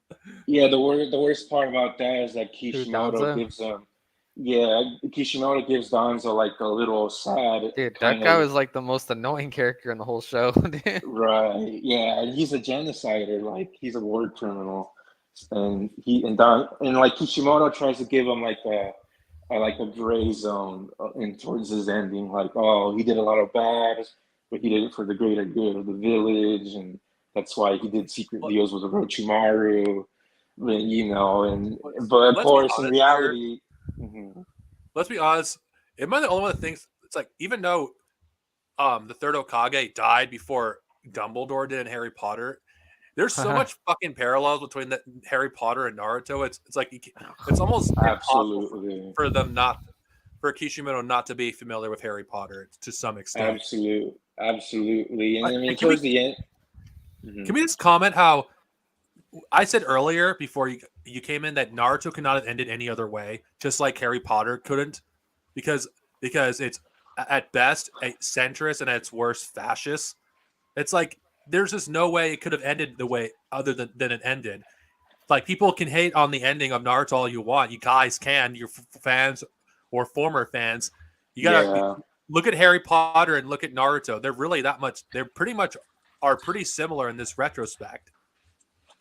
Right. Yeah, I agree for sure. I mean, towards the end of it, I mean, basically they Sasuke loses, unfortunately, and they do save the planet and all that, but they put Sasuke in jail for killing Danzo and the war. But the messed up part is that they don't go after Orochimaru or Kabuto for their war crimes and all Wait, that. is Kabuto still fucking alive? Like, Yeah, he's Kabuto. probably the second most annoying character in the show for me. Right. Yeah, and Kabuto switches sides towards the end, and Yeah, like that's a why total that's why he weirdo. yeah that's why he wasn't persecuted, and then basically Kishimoto frames Sasuke Wait, as the what happens villain. to him in like the later show? Like, is he just In the disappear? epilogue, there's an epilogue after Shippuden, and so in the epilogue they do pardon Sasuke, but Sasuke has like one arm, and then if you get into like board, he gives up. He just becomes a comprador, but he kind of goes like hermit for like a few years, and then if we get into Boruto, it gets worse because I mean Mm, basically they do more alien stuff, and then they try to bring back the Akatsuki a bit for like an really? arc, and Let's be honest. yeah, Boruto makes Dragon Ball GT look like a masterpiece. Yeah. right, And by the way, yeah, I don't hate Dragon Ball GT. By the way, despite its flaws, I still enjoy GT as a series. right, yeah. And I mean, and then basically, like I put in the comment, or before I came in, um, they cover up the whole Uchiha clan being genocided in the records. Sasuke's daughter is like searching on the computer about her family, They have and computers now. Like, yeah, yeah, and You know what's ridiculous is how massive the technological jump is. yeah. Like, how the hell do you go from a feudalist society to basically modern day in like He not even 20 years? Kishimoto basically turns the Leaf Village into a capitalist system. I would say it was like, I would compare it to Saudi Arabia, Well, obviously without the religion, but thing is, yeah. it's absurd. Like, no society advances that fast. Like not even the Soviet Union advanced that fast. Like, there's right, no way that you could invent technology that quickly. That's just impossible. right, and then yeah, and I mean the series gets worse on because they gotta bring in aliens and all this. Aliens. Yeah, because remember the final battle. Well, one of the final battles is Naruto and Sasuke versus Kaguya. Kaguya's the Yeah. alien who kind of like, I didn't know she was an alien. yeah, and she came from another planet. You know what's Yeah, ridiculous? We could, I'm almost half of the stream. We've been ranting about Naruto. Yeah. No, I gotta upload this as a separate video on my channel. I think I will, called Naruto from ranting about communists ranting about Naruto. right. Because Yeah, this is like, no communist has ever talked about Naruto in this way, because they pretty much avoid it, which I don't really blame people. I mean, Naruto is a pretty bad series. As a former fan, I can attest to this. Mhm. Like if there's any anime fucking you like, there's so much better choices. Like I'm not saying Yeah, this the 'cause story is not good. Yeah, like I'm not I mean, the saying fight this 'cause- scenes are pretty cool, but I'm not saying Yeah. this because I'm a biased One Piece fan. One Piece Fuck is that. better. There you go. I mean, I agree. it just okay. I don't talk about not the manga. Not the anime, because the anime is like, oh god, because the anime is there's too many goddamn episodes. You're better off watching One Piece. But if you don't want, I personally, when I talk about One Piece, I talk about the manga because the anime doesn't exist to me. Because there's just no way you could get me to watch the anime. I mean, I tried. I did watch like over 500 plus episodes, but gave up because it moved on a snail's pace. It's not Right. the same experience. I think I We kind of. have to talk. Do you guys want to talk about Elon Musk? Well, I mean, well, I just think that the discourse is cringe on fucking Twitter, man. It's like, yeah. I'm actually I glad I was banned from Twitter. I really am. It is the best thing that's ever happened to me. It's such cancer. Yeah, Like- I've also been banned from Twitter. Sorry, I haven't added any discussion because I haven't watched Naruto at all. Yeah. So, Well, but the thing about Twitter is it's like I was banned on Twitter too. what did you get banned for? Calling George H.W. Bush a war criminal. Not even joking. When he died. When he Right. died. Are you guys? Of course, everyone here is going to know. You guys already know why I got banned. For those of you on YouTube who are wondering why I got banned from Twitter, I basically called J.K. Rowling a narcissistic bitch because she had a hand in helping shutting down a charity that helped trans kids. I Right. call her a lot worse than even that at that point. It's like, yeah, well, I called her a sociopathic bitch and a narcissist, and I was banned from Twitter for hate speech. I Yeah, did I call mean- Twitter out. Basically, I basically wrote back to them and said, "This is hypocritical. There's people who actually do actual hate speech, and you allow them on your platform." Right. It's like, yeah, people calling for the genocide of trans people. Basically, talked about the trans question. Yeah, that's nothing's done about them. But oh, God forbid you say something against a fucking turf. Right. Yeah, I mean, Elon Musk is a fascist and he's a super billionaire. I mean, he's I don't know why anybody even like center or left, so-called left, would even praise him buying this thing. I mean, Yeah, it's it's like completely so ridiculous. dumb. Well, Yeah, I can I mean, name Ruthless parasite. one so-called Marxist who praised him in an RT segment that he did about certain, socialist billionaires Yeah, trying to get and- peace in You the mean Ukraine-Russia Spanky? war. Do you mean Spanky? Yes, Yeah. yes. I mean, it's worse than that. I mean, you got like Glenn Greenwald and all these other Stockton types praising it. And it's just terrible. It's these people are. I mean, this is the problem. The whole country. It's just going to this right wing further direction, and all the paradigm except for most of Marxist. But It's I don't know. the so-called free speech left or whatever. Right, the populist left, the Yeah. Narodniks, and Yeah. I think this is a good time for us to make a exodus from Twitter. Honestly, the broad left in general. It's like I get off Yeah. that shithole. well, I mean, I wouldn't say we should never be online, but I won't lie.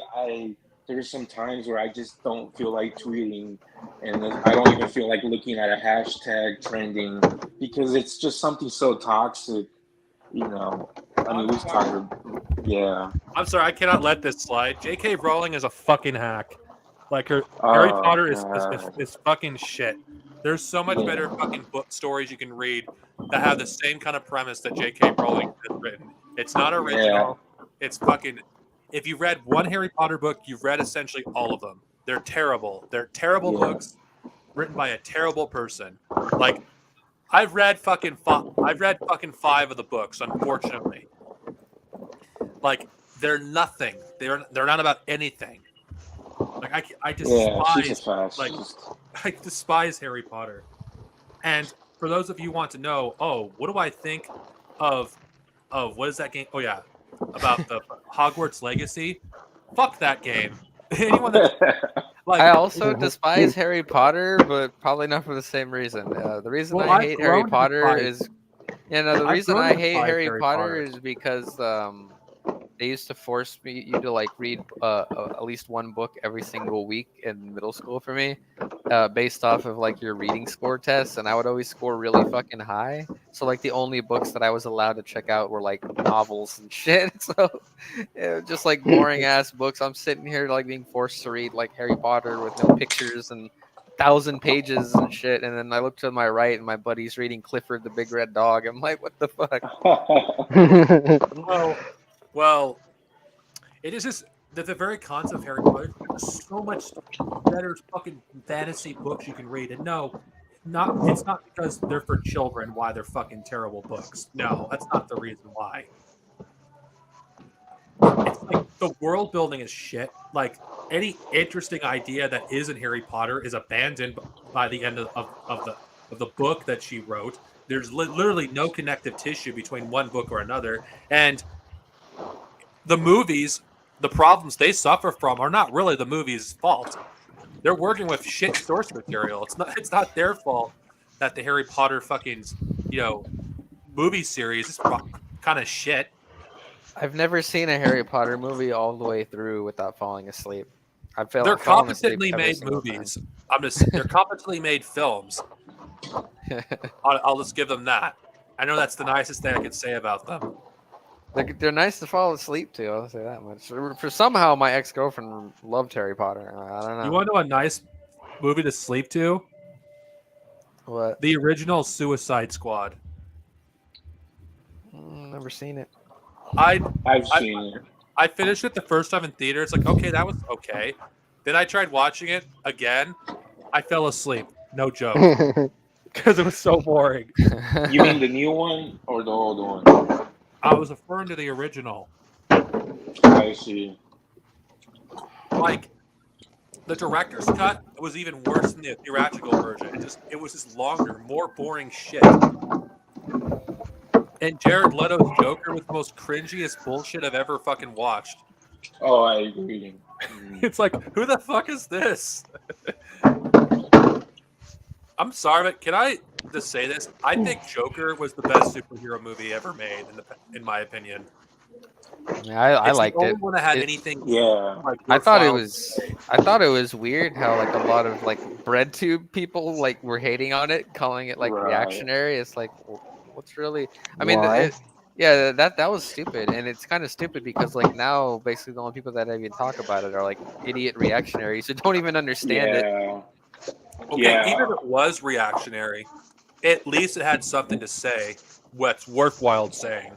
Well, Yeah, I that's mean, the the thing. Joker- I don't even believe that it was reactionary. Right, I thought it agree. was pretty good. Like, If anything, it shows that Joker was, he was being alienated in that capitalist society, and we saw, even if it's not, obviously it's not part of the canon of DC Comics, obviously. So, but yeah, in its own story. I know like liberal media was like hating on it and like, saying it was like, oh, like this. They were like fear mongering it and saying like this is the evil populism or whatever that we have to fear.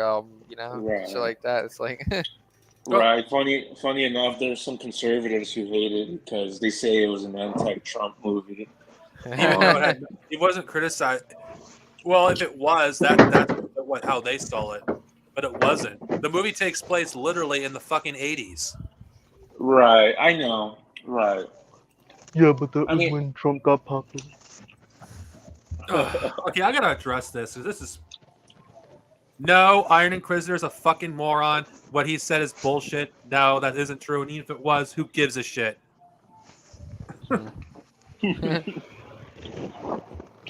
Yeah. Well, anyway. More shit talking from former colleagues of mine. I see. My favorite Joker is actually the one that was depicted in Batman the Animated Series. Oh, Of Mark him Hamill just is a being, legend. yeah, just him being like a former gangster and all, and having kind of like an abusive childhood growing up, and I really like that. Well, okay, I don't hate Batman the Animated Series. I still enjoy it. It's just I'm talking about the movies though, strictly Yeah, the movies when I'm talking about yeah, superheroes. yeah. It's just Yeah, there are some exceptions, like the Sam Raimi Spider-Man films. I do feel like are pro working class, but most of the films in the superhero genre are anti-worker. I like Red Hood and well, not in every comic, but I think um, like in the Injustice series, Red Hood is a little bit more progressive in that storyline. Can we be honest about Injustice since we're about to talk about that? Am I the only one that's sick and fucking tired of Superman stories where Batman is basically portrayed as in the right, yet he doesn't get the same Right. criticism that fucking Superman gets, even though Batman is just as much of a fascist as Superman is. Right, exactly. I agree, and that's why I mentioned Red Hood because then when you do the ladder in the video game, his little ending, he's against both Batman and Superman. He realizes they're both tyrants, and it is true, especially Batman in that specific injustice. So, Well, it's just right, Injustice would have been a more interesting story if you had Wonder Woman as as basically someone that was against both, and for once you have her be the hero instead of having right, just Batman be the hero. Because right, let's be honest. Okay, don't get me wrong. The superheroes as a concept are fascist. Let's be real here. But it would have been something new and interesting to explore. right. I Like Wonder agree. Woman being like the outsider from within. She sees Superman, she sees Batman, and from her experience in World War II, she doesn't see a difference between these two. They're both fat. They're both like men fighting for power. They're not there for the people. Right, Let's be honest. Neither one of them give a fuck about the working class, and none of them do. right. I mean, Superman is actually honest of who he truly is. Batman is just like the liberal equivalent of what fascists are. They hide their fascism. Superman is Yeah. just open about it. I mean, in Injustice One in the comics, Catwoman was like kind of progressive, and she was telling Superman, "Hey, you gotta fix the poverty," and then they do kind of frame. At least it has like a pro or semi-pro Palestine thing, but unfortunately, Catwoman she ends up falling for Batman, and she just becomes less progressive as time goes by. She switches sides and all Of that. course he does. Gets Yeah, infatuated with a chud, becomes a chud. Like, why So- can't it's like in the Injustice universe? Why isn't there a third faction that's simply against both of them? Because they're both right. fucking fascists. And unfortunately, the third position is in that comic is Gorilla Grodd and Brainiac, and of course they do that because that's the only way they can justify doing the Superman and Batman endings in the second game. And obviously, Brainiac was just taking over planets and destroying what was left of them, and only collected like 5 cities. And you know, I'm not gonna lie, it is very hard not to fucking to dislike both Batman and Superman in that universe. right? It Oh, would've been- I just like both. Mhm. well, in general, it's just I've grown to despise the character of Batman because, like in most iterations, I mean, I generally don't really like superhero movies to begin with, anyway. So, just There's in also the general. problem with the fascist fan base of the Watchmen that completely don't even understand the movie or the comics. like Yeah. Alan Moore has nothing but contempt for superhero movies. He sees them as a blight on Right. society. He actually Right. blames superhero movies as one of the causes for fascism, like Right. today. And then I you mean- got people like Ted Cruz saying that his favorite superhero is Rorschach. Surprised he didn't say something stupid like Captain America or some What's shit. actually interesting is Alan Moore said, if Rorschach is your favorite character, you're a terrible person. Right. Well, checks out. Yeah, I Yeah, mean, no, superhero movies are definitely cringe. That's why I like The Watchmen too, at least the comic book series. But the Honestly, furthest thing look I would up ever The go with any Watchmen. type of like superhero shit was like Teen Titans and Justice League. Like that's it, bro. Honestly, right. the Watchmen, the only thing I care about in Watchmen is the original comic. Everything else can go to, it's just bullshit, in my opinion. It doesn't exist.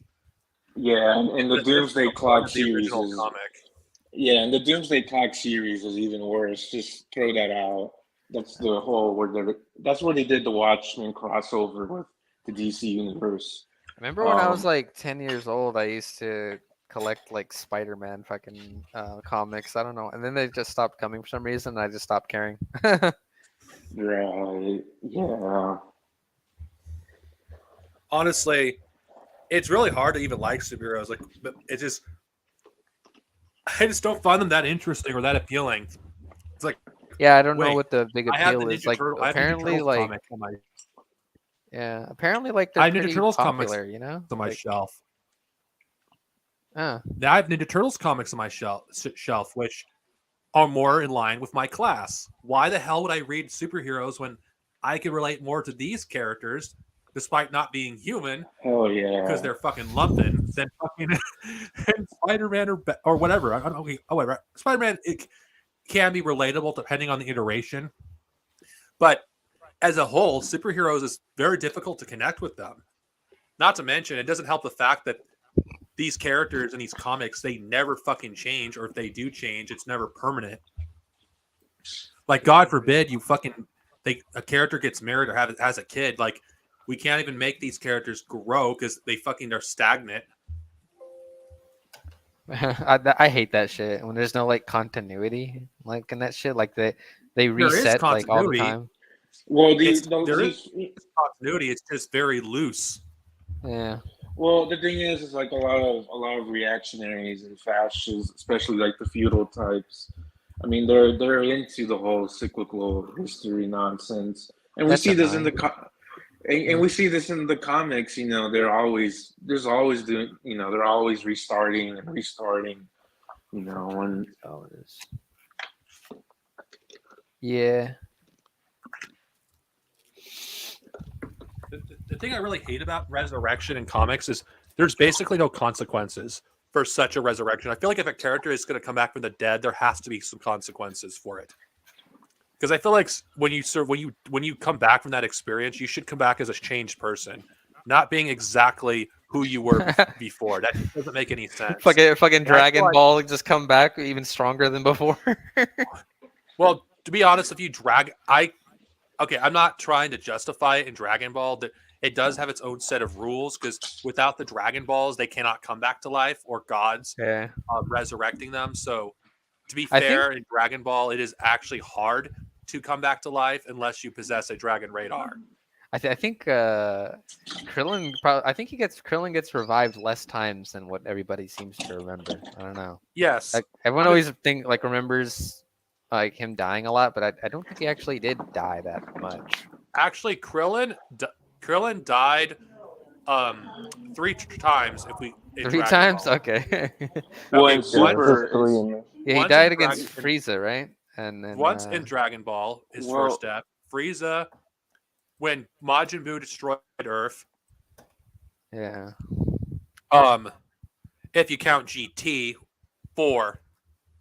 well, 5 with the Super because when they do that arc with Zamazu, you know, there's a lot of time travel in Well, that arc. I pretty much count the main timeline to make it for simplicity's sake. And as for Right. I don't makes even know sense. like where Super is supposed to fall in. Like, doesn't Super like go over like some of the same no, stuff, or does it Super completely takes place different? in between the end of the Buu saga and the end of Z. Okay. Hmm. Or before GT then, right? Yeah. No, GT is not officially canon. Okay, so It's after okay. that, It's a cool. little. GT is the final story in the timeline, but it's not officially canon. I It's mean, an the only alternate. thing anyone even remembers of GT is Omega Shenron. Like that's it. Honestly, GT is not as bad as a lot of people say it is if you watch it in Japanese. If you don't want to, if you don't watch it in Japanese, there's no reason to even watch GT. For some reason, I didn't like Trunks. I don't know why. I like the future Trunks. He's cool, but Remember like, how regular Trunks, I don't Trunks, like. future Trunks was so badass. Too bad he sucks now. Oh, he sucks now. It sucks. Yeah, Thanks to Super. yeah. I swear, it's Yeah, something about Super. 90s and early 2000 dubbing on, anime shows like that in the English-speaking world that they really kind of just fucked up royally or something. I don't want to sound I like don't a weeb here, but I find it difficult to watch dubs of anime, with some rare exceptions. I mean, I grew up I've done both. listening. I grew up listening to the dub. I've seen, I've heard Goku talk in Well, I'm not the talking about sub, and Dragon I'm Ball. like, oh, okay, yeah. I'm not Well, talking I'll about just Dragon say Ball. Goku does sound funny though. Well, I'm in not- Naruto, Honestly, if the best way to get used to Goku's voice in Japanese is to start with the original series. That way, by the time you get to the end of Z, it won't sound as weird to you. It sounded weird to me at first when I listened to Goku. I mean, for me, it's like Yeah. I don't know. If the dub is available for a show, I generally watch that. Well, over the sub. Obviously, if you prefer watch the dub, stick with what you prefer. Yeah. But if you must watch Dragon Ball's Z dubbed, watch Kai. Please watch Kai. Yeah. The only time I would watch something subbed is if it's not even out on dub yet, and I really. Well, there wanna is watch one it. series I refuse to watch subbed because I can't. I don't like the voice actor. The actress just doesn't sell it for me. Roni Kenshin, I refuse to watch it subbed. I'm Dude, sorry. I fucking used to love that show, dude. No, the dub Yeah, there, surprisingly is really fucking good for Roni Kenshin. I used to love that Yeah. fucking show. there's certain materials that you just can't watch dubbed over. Like, I would argue, like, the movie Downfall about the last, what was it, last 10 days of the Hitler regime before he commits suicide? You can't watch that in English because it's like, it takes away the experience of the I don't film know if I and can how watch that amazing movie at it is. all because I've watched nothing but parodies of that movie. No, the only shitty thing. The only shitty thing about Rurouni Kenshin is like if you try to bring it up, like people will just immediately jump to the fucking creator being a fucking pedophile. He is a It's pedo, like, and I don't. Yeah. He's a shit terrible sucks. person. yeah, he's a Though horrible there is person. one thing about it Roni sucks that Kenshin, it's I will it sucks say. that he made such a good show because he's a piece of shit. Like He wrote the manga. He didn't make the I anime. didn't make And, any- and speaking Oh. of the manga, there is Okay. a story Is it? arc that was never animated. really. It was the last arc, the most essential arc to this series. Without it, Oh yeah, I think it got Um, canceled before that, right? yes, Like, it did. Yeah, yeah. Without it, Kenshin's story just Yeah, it's like weird. that's why if you're interested in how it ends, how it really ends, you could basically start from the end of Kyoto. Like the Gentoo arc is really good. It actually dives into like stuff like psychological, like trauma. Like one thing I liked about Ronin Kenshin is even though the Japanese government's fucked up in the series, it doesn't sugarcoat how fucked up the Muji government was Yeah. because it's a historical fiction piece, and that's what I loved about this show. I mean the manga. I've visited it many times throughout the years. yeah, I was gonna say that I grew up with at least the first Naruto, in dub because it was on TV. But then with Shippuden, for the most part, I've seen it both in without dub and dub. I tend to really like both, but I will admit that it is more kind of natural, even though I don't understand Japanese, not to use the subtitles. It does feel like the rhythm does feel well in Shippuden and in the other one as well. Although some of the dub voices I think for the English is Code pretty Geass good. is. Ah, I think Code Geass is a series I think is good in English and Japanese. I watched the first episode of that like 3 For or those 4 of you weeks who ago. are curious for Code Geass, the main the main antagonists are, let's just say, the enemy of that show. Yeah. Even though, yeah, a certain aspect of it is kind of reactionary because Japan being a colony of the English, whatever, but it's still a good. It's still something worth watching, regardless, because it does basically push revolution and not reform. Right. Yeah. Which is very rare that you see in media, especially in Japan. A lot of its of how war is portrayed in anime is very fascistic. It's basically pushing pro-war fucking stances in modern Japanese animation. Right. You want to a fandom that's littered with fucking neo-reactionaries? Gundam.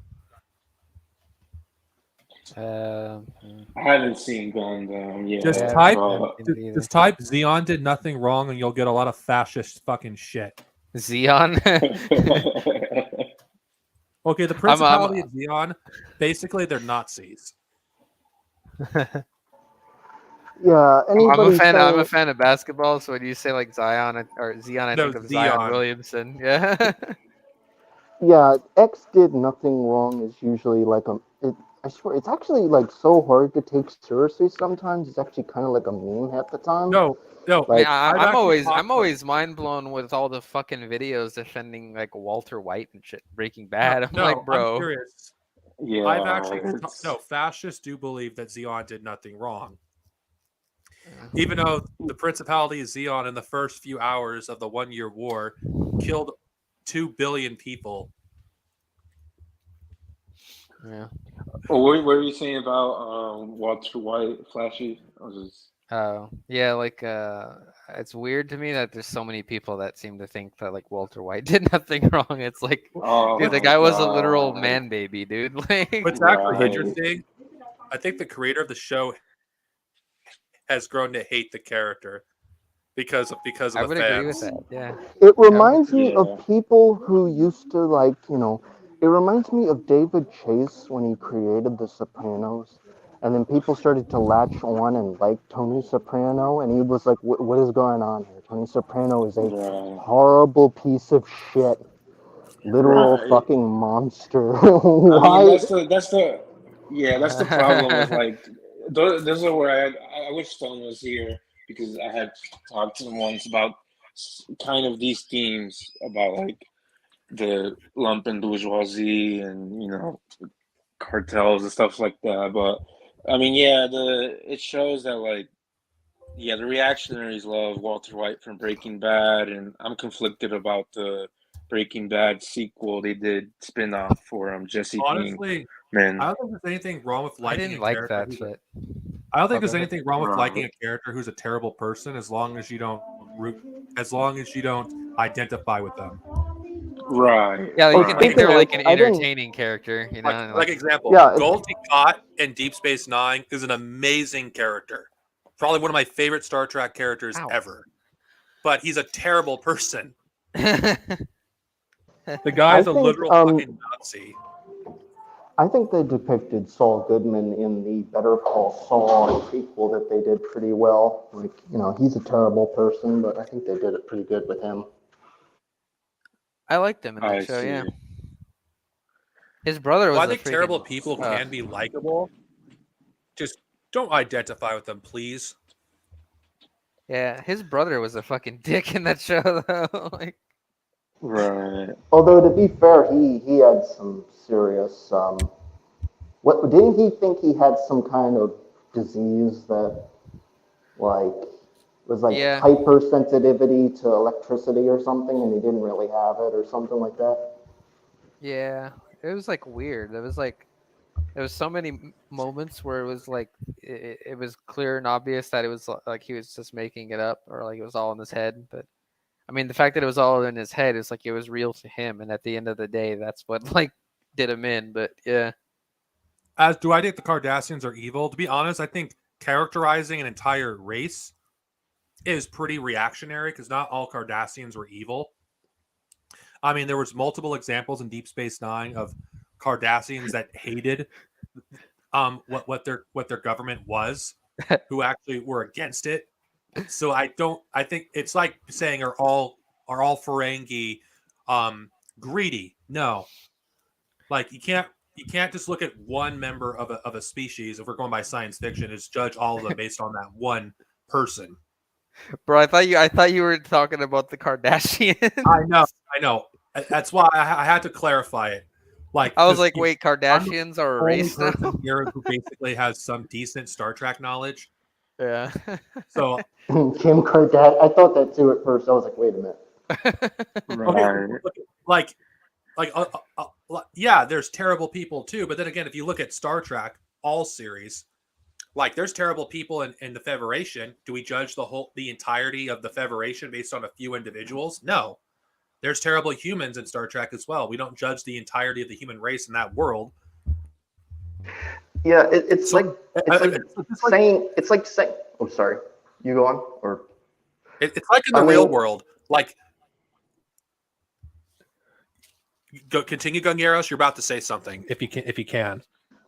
oh, just like I was just gonna add on to that. It's like saying like the Uruk-hai in Lord of the Rings are evil when it's like that's kind of like what they were bred to be. Honestly, it's like what like it's like so simplistic and stupid kind of answer thing. Not Or to be the honest with maniacs you, that try to say that like the Sith are like good guys or I- some shit. Or I they try love to Lord of the talk Rings, to- but there's some fucking white supremacist fucking shit in that story, and I can't. I love Lord of the Rings. But you can't Lord of the ignore Rings it. is another series where I've never seen the whole thing all the way through without falling I- asleep. I seen it when I was very young, and I had a video game of it too. And that was pretty dope. And the video game had different cut scenes that were like alternatives, not canon as well. But it's been a long time, to be fair. I had to go back and watch to remember all the characters. Yeah, but when I talk about Lord of the Rings, I'm not talking about the movies. I'm talking about the books. Anything that's based off the book, I always refer to the source material, not the adaptation. Right. Yeah, the I books never have got a their chance to read the books. the books have their problematic things for the time it was produced in like the 30s, 40s, and 50s. Jesus. But what was I gonna say? But Well, the the thing thing I is- don't really get is like all this like like these reactionaries talking about like the TV series, and all they're focusing on is like there's all these minorities all of a sudden. Like where did they come from? It's like the weirdest type of fucking criticism. Right. I mean, like, even House of the Dragon didn't get this much shit. I mean, like they changed one of the characters to be black or whatever, and it was like it didn't really change the story at all. So Well, like, everybody was I guess kinda like like, reactionaries were like crying that like I guess the new GTA game like you're gonna be a girl or something. let's be honest here. Latina. Yeah. Reactionaries, the reason why they basically invent controversies constantly. Let's just call them the neckbeard fandom menace, whatever you want to fucking call these idiots. I mean, the fandom menace are just another fucking. They always existed in some shape. They just changed their name. They just invent controversies because for clout. If they didn't, they would quickly become irrelevant. No one would fucking watch them. Majority of these people don't actually believe what they say. Doomcock especially. Let's be honest here. I think Doomcock actually doesn't believe anything he says. Near does Jeremy of Geeks and Gamers. I'm bringing them up because they do this shit constantly. They do what's profitable. They're grifters. It's like Right. I would be like, there's people that are still convinced the sequel trilogy is going to be like decanonized or is being decanonized. That there's a civil war in Lucasfilm.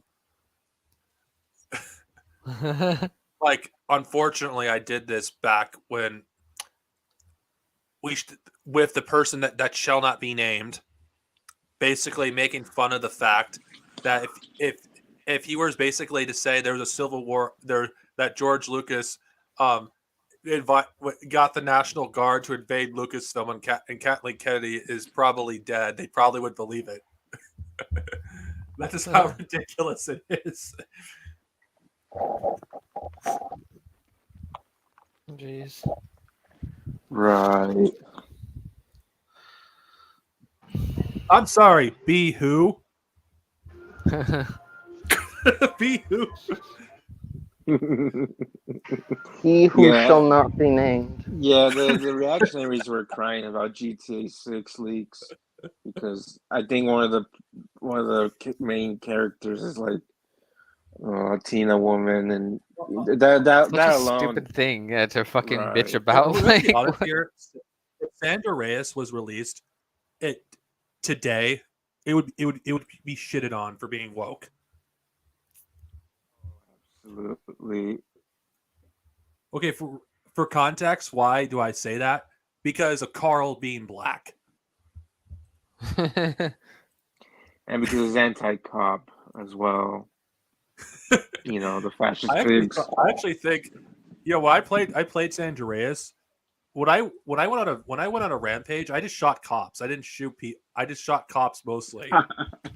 That's what me and my cousins would do. We always do the cheat code where you get the 5 stars, just so you can kill the military.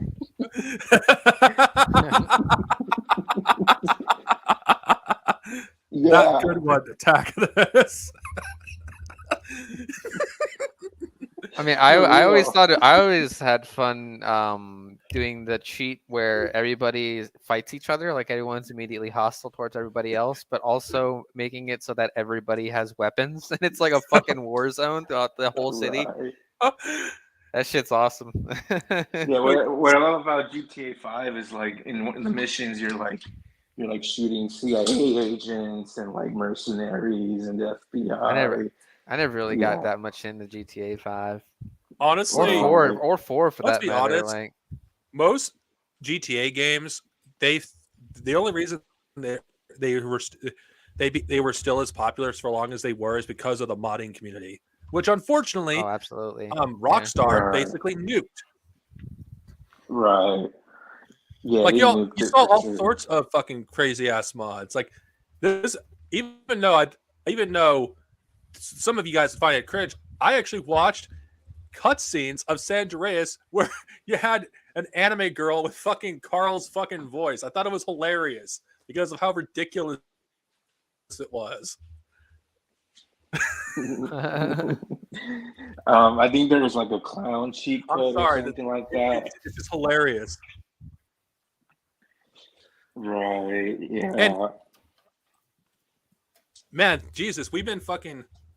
This has been mostly about entertainment, but you know what? I don't mind unwinding because it's been stressful the past few weeks because of my fucking job and the whole shit with fucking it's currently going on in the country. Like, oh god, the midterms is today. Absolutely. Shit. Or is it No, not the yesterday? midterms. No, Tuesday of next week. Oh. Not. Oh god. What- Yeah, Jesus. well, we get to This see country's gonna shit so which far to right the winger. Yeah, we get to see which right winger is gonna fucking take the governor's seat here in It- Arizona. Like, Yeah. and, Here in Pennsylvania, we got a guy that's running as a self-described It quote unquote socialist running. Arizona is fucking terrifying. Yeah, here in Yeah. Pennsylvania, we got a so-called socialist running who had a stroke Fucking- and is running. And Oh. Gavin Newsom, Basically Jesus go to Christ, this war guy with is more China. right-wing than Joe Biden. Yeah, Gavin Newsom's more fascist than Biden. Yeah, that's for sure. I mean, I mean, wouldn't be shocked. if Gavin I Newsom- would not be shocked if a Republican sweep in Arizona. Honestly, I mean, I'm I not think- making any predictions, but I'm just saying I wouldn't be surprised because like Mark Kelly is Right. milquetoast as fuck running against Yeah. Blake Masters, and I to this day I have not seen and I get ads every single day, multiple times a day.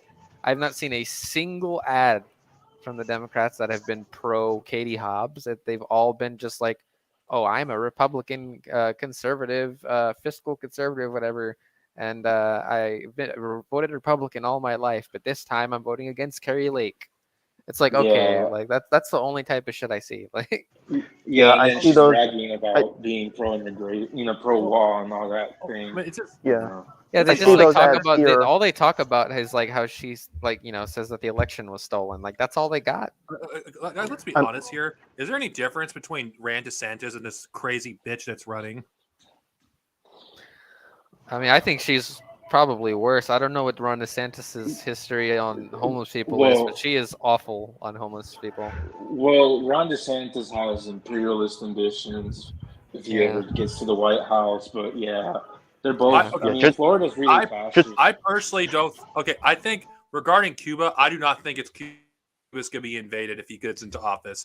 I mean, we've been this kind of shit's been talked about for years about fucking going to Cuba. That's not going to happen. I don't know. I don't know. With DeSantis, he's really crazy about being anti-communist and all that. Carrie Lake seems to really try to avoid any type of foreign policy. Okay, But guys, all let's she be ever honest here. all she ever talks about is like what in foreign policy really is that Okay, why are we wasting money in Ukraine when we could be spending it on the border or some stupid let's be shit. honest here. If they're going to invade any country, it's going to be a country as far away from the United States as possible. Cuba is way too fucking close to Florida. I doubt they would do that. Too many brown refugees. But if you guys want to see some crazy, you should see the guy running in Pennsylvania for the governor on the Republican side. If anything, I think a South American country is far more likely than Cuba. Anything that's like as far away from America as possible. If they're going to overthrow, if they're going to look for, if they're going to try to overthrow the government, they're going to do it through other means. They're not going to do it through military. It's let's be honest. Ron DeSantis may be a psycho, but there's people way above him that would prevent such an action. They would, if they wanted to do it, they would have done it decades ago. They haven't done it yet, and I don't think they will. Yeah. I just wanted. I also wanted to say that Kanye West is a fucking fascist. And I would like to finish what I said about Ron DeSantis. Sure. If they're going to invade Cuba, they would have done it years ago. It would not be a walk in the park. They're not going to bomb Cuba because that would destroy resources that they could use. If they're going to do anything, they're going to get someone in Cuba that's more friendly to the United States. They're not going to do it through a military coup. Like with Venezuela. Yeah. Like no matter how crazy the Gorsanos in Florida and Miami, they're not going to get what they want. They'll never fucking get what they want because fucking the fucking imperialists in America are not going to cater to their fucking whims. They have bigger ambitions than Cuba. China is far, and Russia is far more on their radar than Cuba. Cuba to them is insignificant. Yeah, they gotta pander to like these Bosanos every like 4 years or whatever, but their main prize, at least from strategically from what I've looked at, from like the military, the military documents, like the official military documents that are produced every year, it's always about great competition with Russia and China, and that seems to be their main goal. Yeah. Ramping up a new Cold War, new arms race, new great, what do you call it? Great game. They want that. And eventually it is going to lead to a straight up World War III scenario because eventually you build all these weapons, you gotta use them eventually, you dumb fuck. It is funny and ironic with like the whole like mecha Nazis thing doing the like Republican thing, considering like if you've ever seen like the Republican primary debates, like they're all saying like, "Hey, I'm more anti-China than you are," like, and they try to out anti-China each other. Like, Well, the thing is, I do think Ron DeSantis does have a shot at the White House. We can't I'm sure everybody does. completely write him out. Sure, I would say everybody does. Trump does. Yeah. I mean, I don't think Trump has a chance to win back the White House. I disagree. I mean, look at the weakness of the Democratic Party. They're gonna lose the midterms. I'm gonna predict that. Well, I don't think Trump is going to become president again. I highly doubt that because if he's too incompetent, he's too in depth in foreign policy. I doubt the bourgeoisie is going to allow Trump to win again. If anything, they're gonna choose another candidate that's far more easier to control, and that Ron DeSantis seems to be the better choice. He's just one example. There's many others, but I don't think like I actually think Tulsi Gabbard. I think Tulsi Gabbard has a better chance than Trump. Carlson is another one that comes to mind. It's just Trump.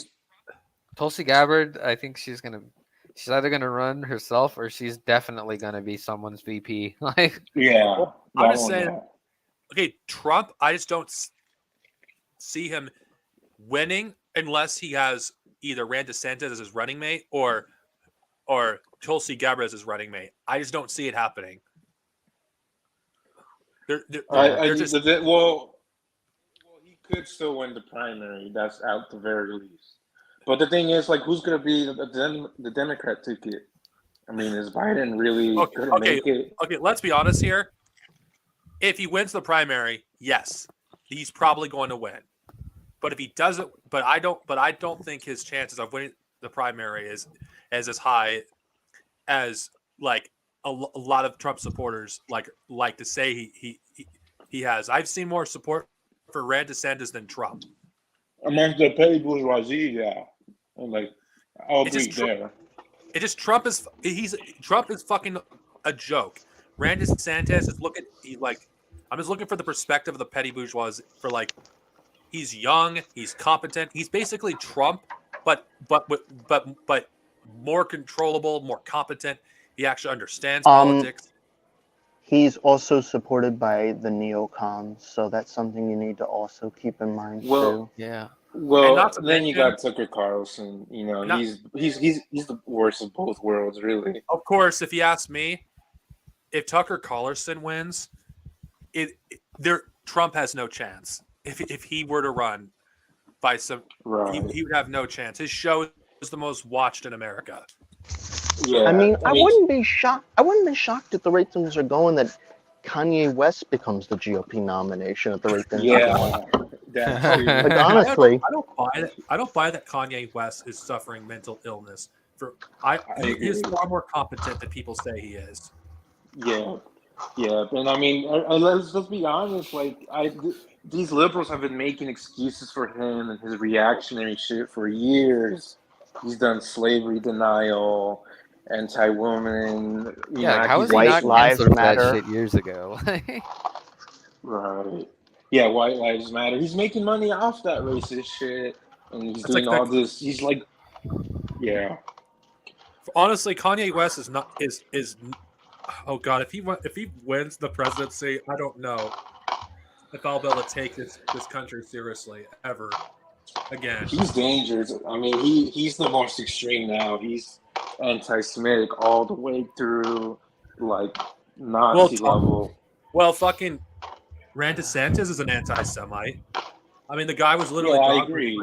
against Jews. I mean, we did speak about the woke is in our schools and blah blah. Yeah, blah. well, to be fair, he hasn't Yeah. actually named them though. Like Kanye Yeah, but- openly names the. Well, the difference is that, like, yeah, the Didn't difference he have is like that, he had a song Yeah. praising Hitler or something like that? I was like, wait, what? Yeah, but okay. So let me say this first part. So, like, Trump and DeSantis and Tucker, they're like pro-Zionist, fascists, and then Kanye's doing the anti-Semitic version, Oh wait, and all there's that. another thing about Rand DeSantis that makes him probably more and one of the most dangerous politicians. If he ever got into the White House, there's a good chance he may be able to make BDS illegal nationwide. Yeah, or Trump. Yeah, both of them. Tucker too, and Kanye's the super fascist, really, just because of all his rhetoric. And I was gonna say as well, what was the other thing? What was the other thing you said, Gingrus? I forgot. I guess. Oh, I forgot too. Just something about Kanye, I guess. I don't know. oh, his songs. You said his songs. Okay, so there's a lot. His songs are reactionary. It's been reactionary forever. I hate to break it to everybody, but it's true. We gotta accept that, and and then there's evidence from his fans, ex-fans, that he may have left anti-Semitic clues or fascist clues. Patriarch. I mean, he basically became a theocrat like 3 years ago. So yeah. He's been. Well, he's just been hiding. I wouldn't say he's becoming this. It is stuff he's probably been through most of his adult life. Right, I agree. It's just that he only slowly reveals it because he's one of those smart fascists who didn't do it right You away. want to know another person that's I don't think Candace Owens is as dumb as a lot of people says she is. She knows exactly what she's doing. Yeah, she's Yeah, completely she's- cynical. She's definitely there for fucking Yeah. money. Because when she was defending Kanye West, she was basically borderline saying, "Why can't we ask the Jewish question?" Yeah, absolutely. Yeah, anybody and Like- all the interviews were just they were just allowing Kanye to just That's be the thing I find hateful. hilarious about well, not hilarious, but Ben Shapiro is literally fucking. A lot of the people he's employed are basically anti-Semitic. So, what Yeah. kind of ground does he have to stand up on anti-Semitism when he has literally, like around he surrounds himself with anti-Semites? It's almost as if he is actually an anti-Semite himself. Yeah. Yeah, and I mean he wants to I mean Well, he he's for literally said the vast imperialism. majority of Jews in America are not real Jews. So. Yeah. Which is, you know, one of my coworkers basically got offended when he was praising Ben Shapiro, and I was like, Ben Shapiro is a fascist who supports genocide against Arabs. Yeah, he does.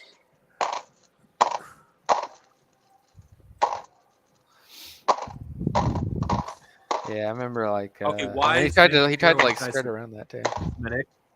Okay, first off, if you're basically saying that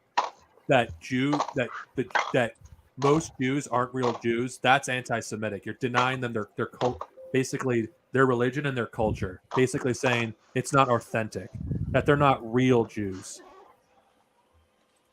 Yeah, Right. Kanye there's was also also- doing that too. It's also him viewing Jews as a monolith. It's like, oh, you can only be a Jew if you're this like cringe boy, like little white boy conservative that votes Am I the for only one Republicans.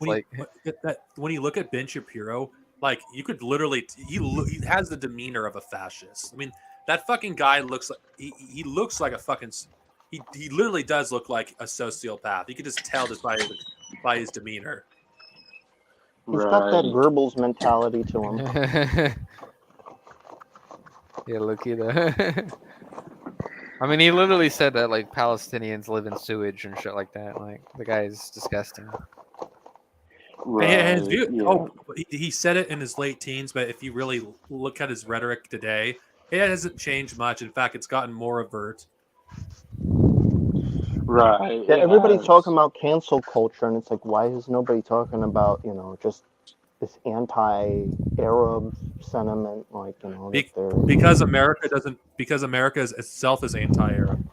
I Yeah. just find it funny how like the people that bitch and moan about cancel culture you are usually like way more popular in general, like they get way more fucking views. Like like Right. I'm Jimmy, gonna be gone for a bit. Jimmy Guys, dumbass.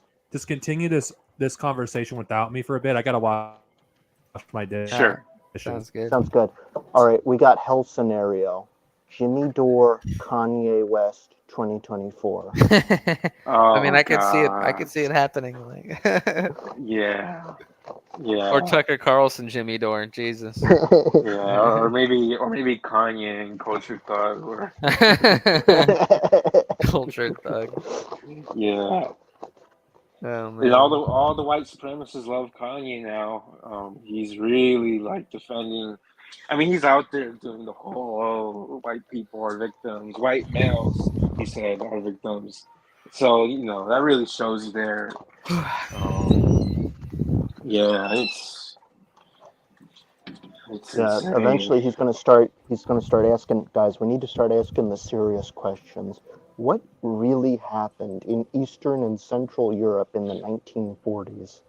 Early 1940s? Right. A lot of questions. I'm just asking questions.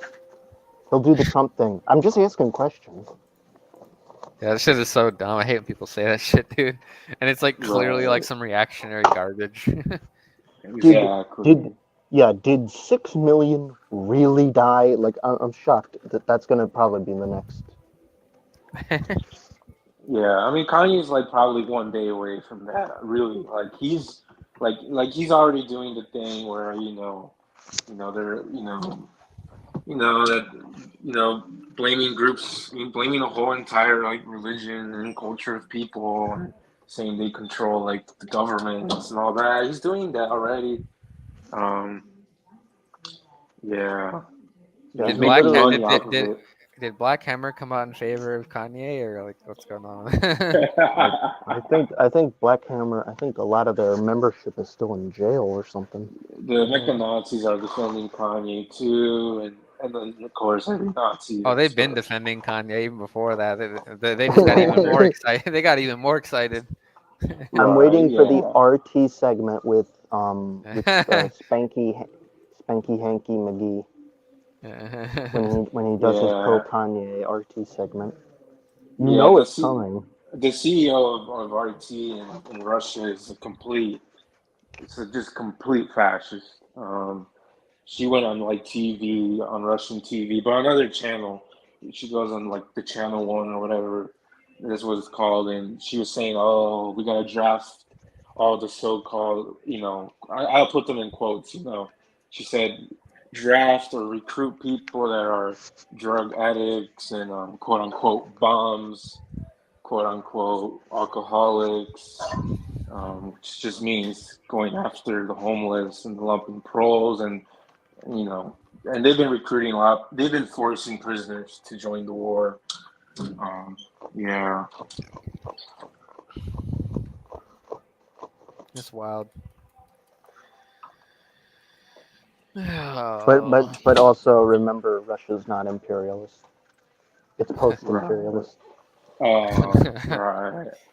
Got to listen to Japan Americanists like Dust James. Oh God. I still got Yeah. clowns saying this type of dumb shit. Like, Jesus, dude. I don't know. Some mecha Nazis literally. It's funny and ironic because they call themselves 100% Stalinists, but then they start Right. promoting like Trotskyists. Like the only people they ever care about is like literal Trotskyists. Like they're talking about LaRouche over here. They're talking about fucking Michael Hudson, a theoretically illiterate buffoon who. Right. Campus. Yeah. Says Yeah. China's socialist. Right. Oh, what was that? What was that stuff where like someone was saying that the commodity isn't like something to. It was something you showed Flashy that one of the persons had tweeted to you like. Oh, they were like, how was it? It was something about international trade, I think. Yeah. Yeah, commodity Yeah. production exists Yeah. in international trade or something like that. Yeah, it was like commodity production has nothing to do with international trade. What? Right. Yeah, Right. Crazy. that's fucking hilarious, man. These people are insane. It's sad really because it's are. like they just have no basis in like Marxist theory whatsoever. It's like you got to start from like literally ground zero with these people. But even then, it's not like they're gonna care anyway. Like they have no interest in learning. Well, that's why they call themselves Stalinists. Yeah, which is funny because like they completely reject everything that Stalin ever said. Well, that's why they do it. Yeah. Right. I'm pretty convinced. Finball summed it up perfectly in his video about the cult of personality around Stalin, and it was basically like the people that were pushing it. Oh, they were all former Trotskyists, like Khrushchev and that one other guy. I'm like, wait a minute, what's going on here? Yeah. So you can easily then destroy it later on after Stalin dies. Yeah, they did that with Hoxha after he died, the liberal traitor reformer, the Gorbachev of Albania. Mao as well. Yeah, right. Mm-hmm. Yeah, it's like these other it's no wonder too, and I mean it's effective at the end of the day as well, where it's like everybody else that's basically not ML or ML adjacent, like they all think that MLs are like moronic, like Yeah. and I always wondered why that was the case, and then I discovered these idiots, and it's like, oh, so that's why they think we're dumb, because like these idiots are pretending to be ML. Exactly. Well, I mean, LaRouche summed it up perfectly. Like, Like, he wasn't part of the left, but he said he wanted to go to the left and fight them on their own turf, basically. Yeah. Right. Yeah. And he said that he was never leftist, that he was always a traditionalist, Neo-Platonist, or whatever the hell. Traditionalist, constitutionalist. Constitutionalist. Yeah. Oh god, that's fucking funny. Yeah, and then you got people like Dugin promoting quote unquote right wing Stalinism and saying that Gramsci's a fourth political theorist. And, Oh god. yeah.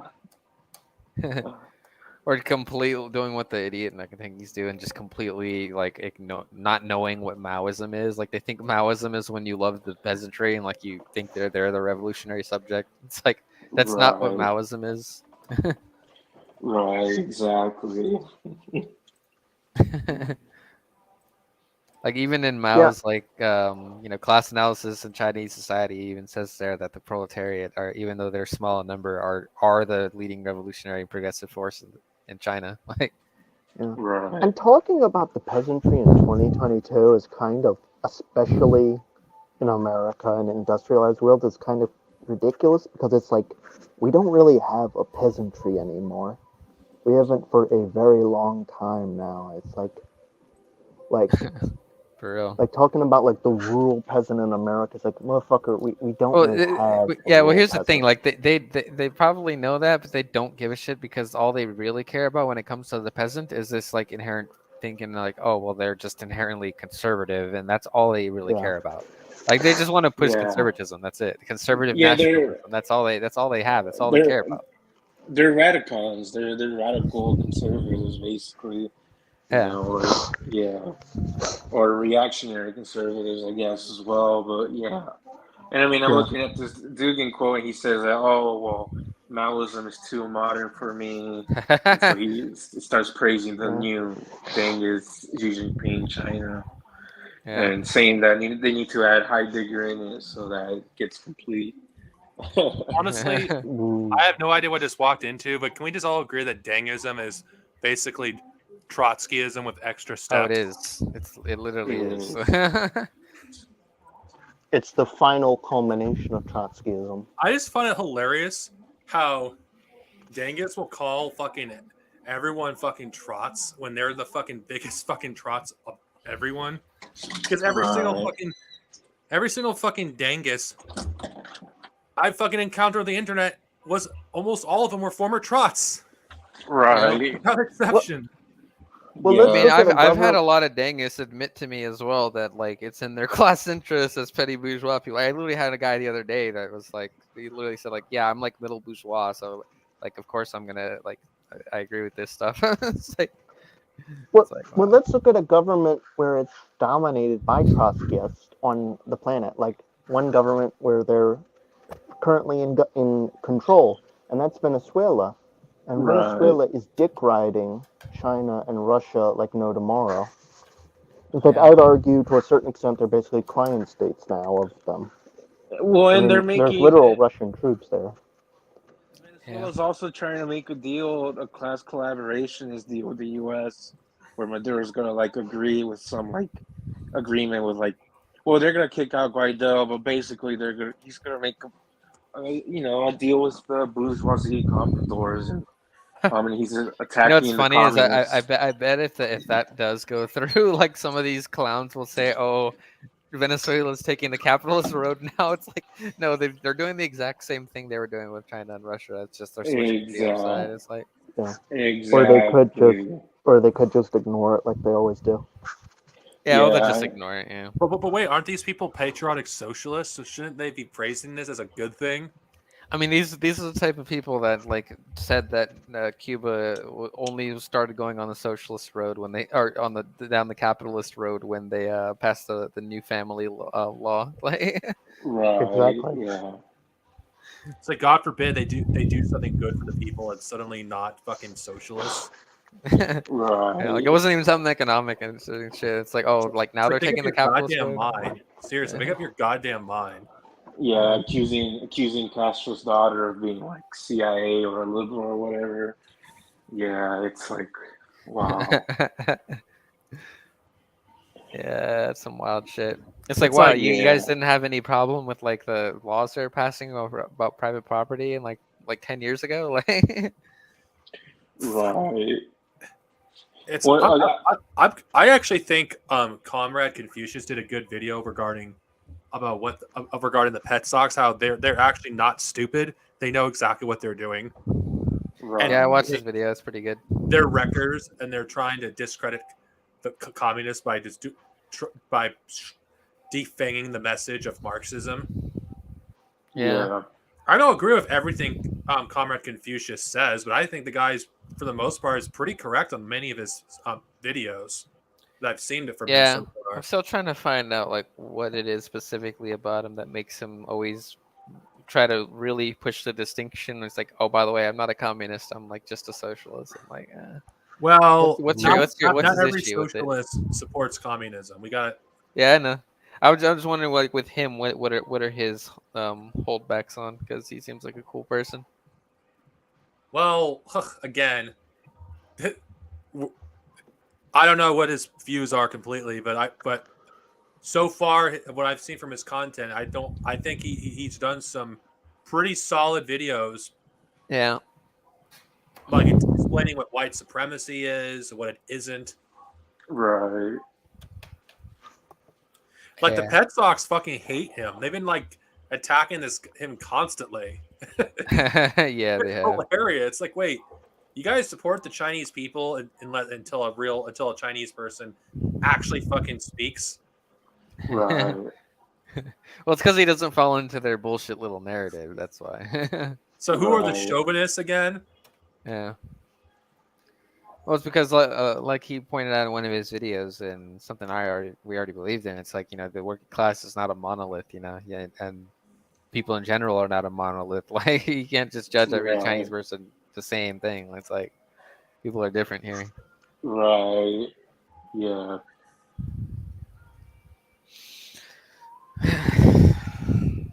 I mean, it'd be funny. These people would be funny if they weren't pushing fascism. Yeah. Yeah, I mean, fascism is on the rise, and we're seeing this, neoliberalism is creating these contradictions. Capitalism is as well, and this idea that like racism ended in America has always been bullshit. And I know that liberals been saying that for like 60 years now, but where a lot of people are waking up, and other people are just choosing to be reactionaries due to their class interests. We're Yeah. seeing that. We're seeing that in the first world left specifically. Yeah. You would be a great way to end 2022. But I don't think it's going to happen. The death of Harry Kissinger. Oh, I hope we've had a lot of good ones this year. Right. So. Yeah, and Gordy. I thought you were going to say something like, there's finally going to be a revolution in like maybe Africa or Asia or something. That would also be a really good. I'll go by what's thing. realistic to happen in the Yeah. next few months. Not revolution. And again, anything can happen from now into the end of December. Maybe we could have a revolution. We don't know. Doubtful though. Not in America, but maybe somewhere out there, like maybe Iran, where there's a lot of protests, and I know we already talked about that last time, but yeah. Well, I still think it's ridiculous how people are still denying what Russia is doing to Ukraine is still not a fucking imperialism. Yeah. Yeah, that's some wild shit. Yeah, and some like Sockman, like there's some of these so-called like people who want multipolarity and all that. They're like defending Dugin. It's like, no, we're not defending him. He's not a civilian, so. No, He's a Dugin's a fascist. fucking fascist. Fuck Dugin. Funny thing is, it's like I've never heard any of these people say, like, even point out, like, what's your goal after, like, let's say let's say multipolarity succeeds, whatever. Now we have like 2 poles. I mean, first of all, I reject that there isn't already 2 poles, but like let's say that they get stronger, like what then? Like what is your strategy then as a communist? Like is it just to continue to support these people? Because that's what I'm like 90% sure that your strategy is going to be. It's just going to be continuing to Right. support these people because a lot of them just try to pretend that these force that they're like some anti-imperialist force. It's like no, that's not how it works, man. Right, exactly. What really pisses me off is they treat this fucking shit going on in Ukraine like it's a fucking like video game or a fucking movie. Like, oh, I'm Right. cheering for my team. I mean, Exactly. that's literally like Yankee Tinky is like the epitome of this too. It's like the guy's just literally a fascist now. Like, Right. Is a fascist. He's always been a fascist. yeah. Yeah, he's another Nazi for sure. And I mean, look at Dugan, what he says. He says he's creating the philosophy of imperialism, and that Neo-Eurasianism is the people's empire and the light of good. He's declaring a holy war on NATO, and he and he's It's hard calling to for take him seriously when he fucking says stupid shit like that. I'm sorry, I cannot take Yankee Tanky seriously. I mean, Right. he said the most disgusting shit too. Or he was like he said that it's Oh, based God. that Saudi Arabia is like going against the U.S. now and like starting to get closer with Russia, and we should support Saudi Arabia and Yemen. The genocide in Yemen is like a secondary contradiction now, so we should just ignore it. And Wait, and he he said he, that? he actually said that, and he said the same thing about Israel too. By the way, he said Palestine would become a secondary contradiction if Israel Wow. turned against the U.S. and then we shouldn't criticize Wow. Israel. Wow. That is Yeah, I some was like, bro, I fascist would literally spit on this kid's grave, like. Honestly, shit. if you're gonna turn a blind eye to Yemen and Palestine, you're a fascist. I'm just gonna Exactly. say how it is. Fuck Yeah. and- your anti-American imperialism is bullshit in the first place, considering they don't support fucking land back or all the colonies this country fucking still has under its control, Right. regaining their independence. It's like no, fuck Yeah. off. Yeah. And Dugin wants Russia to also invade North Kazakhstan and all these other places and get Alaska back, which Like- isn't even theirs to begin with. Like, And then it's not America's let's be either. real. They probably would support China invading North Korea. If it Yeah, happened they would. now. Yeah. Yeah, and they would probably support, China helping South Korea, because they are. Yeah. So is Russia, Yeah. That's why I'm sympathetic to the DPRK because they're stuck between two fucking multiple imperialist powers. Yeah, all right. There I really thought it is was. no easy way around it. I still think it was hilarious when some of them were like surprised that there were Z tanks in Israel. It's like, where do you think they got them from? Honestly, Right. I would not be surprised if the nukes are not just for America. I doubt nukes are the Yeah. only thing they are making it for America. I think they're making it for China too and Russia. Yeah. Well, I'm like, hey, they're surrounded on all sides, and like, Yeah. And my understanding is that, yeah. and Yes, there's unlike probably- other countries, North Korea doesn't forget. They Yeah, still North don't forget Korea- like yeah, what Japan did to them, and what America like you want to talk about what Japan did to them. America killed, what was it, like 20% of their population, destroyed every building that wasn't like a few feet high in North Korea. Wild shit. I brought Blew this their up by the way dams, with one of my dropped coworkers. plagued rats on them. Like I brought all this up with one of my coworkers, and they basically blame the North Koreans for their own genocide that happened. That's so Wow. dumb. It's not just dumb; it just masks off that Yeah. America can do no wrong. Yeah. I'm just like, damn. You said it was a coworker. That person's a chauvinist, right? Well, it's not the same one, by the way. I'm talking about. It's another person that I haven't even spoken to in years. But I still, wouldn't either. but still, like in general, like they're surrounded by multiple imperialist powers, and whatever criticism any of us would have on DPRK, one thing they are correct on is having a deterrent, Yeah. And which we is should something get that that. Iran should have, but they don't. Yeah. If Iran had nuclear weapons, Israel would think twice about fucking with them. Yeah. I'm sorry, it's foolishness. In this world, if you don't possess any nukes, you have no leg to stand on. If you're trying to like negotiate for better fucking Yeah. deals.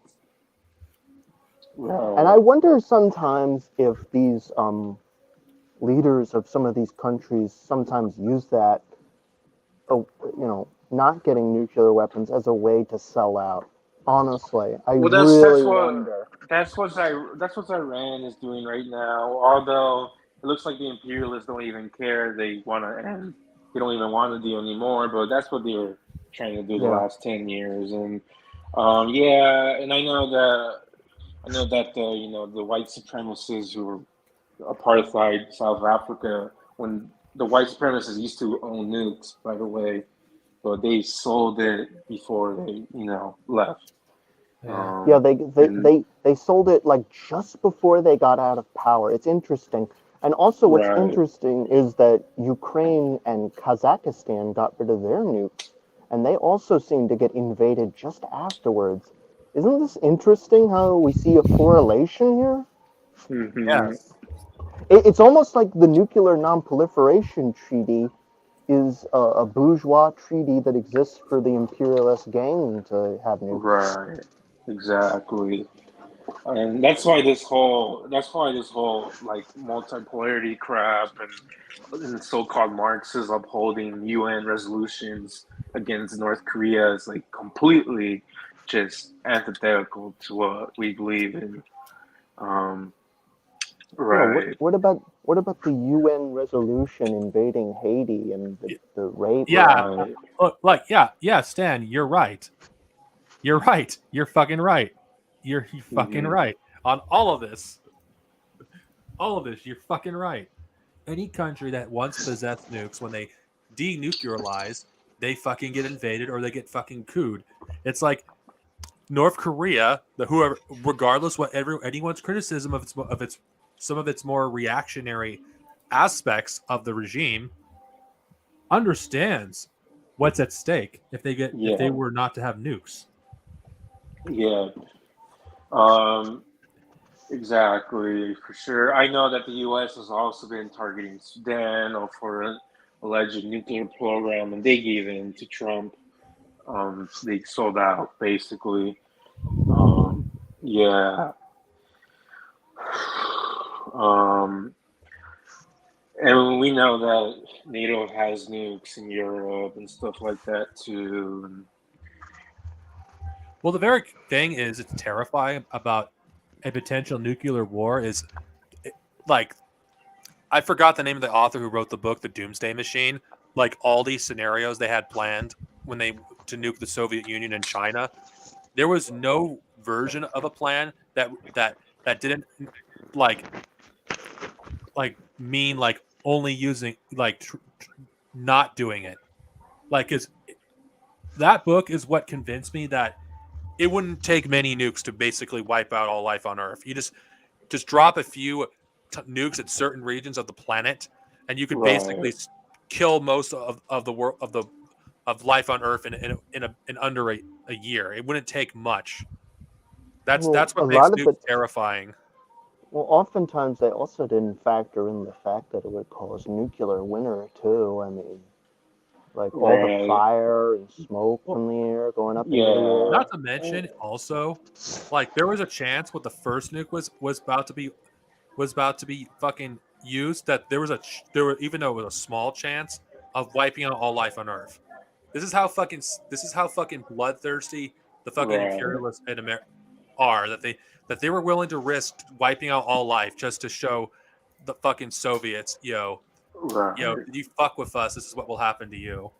Right. And there's also a lot of nuclear tests in Nevada in the 50s as well.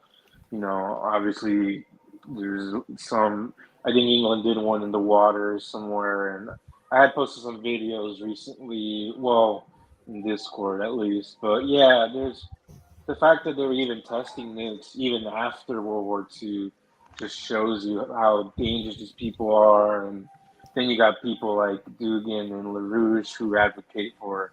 They claim that we can survive a nuclear disaster and will end, you know, U.S. imperialism with that. One at some of point.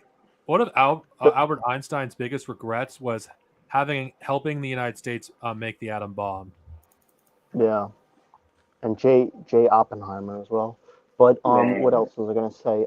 It's almost as crazy as the people who make the absurd claim that actually nuclear weapons don't exist, Oh, and there's God. no evidence to prove that they even exist. Wait, what? They're only being used. Yeah, there's a whole I heard of it, subset yeah. of people who claim that nuclear weapons don't exist. I've actually seen them before and talked to And, them. They're yeah. insane. That's And they claim that insane. they claim that they're just there to fearmonger, basically. They Yeah. also claim there's also a subset of people who claim that North Korea doesn't exist and that it's actually a fake country run by the CIA. I'm like, what the fuck are you people on about? Wait, I hope Yeah, you- I've heard. Yeah, there's the no nukes thing that that's been going on for a long time, but it really like skyrocketed when Putin started talking about nukes.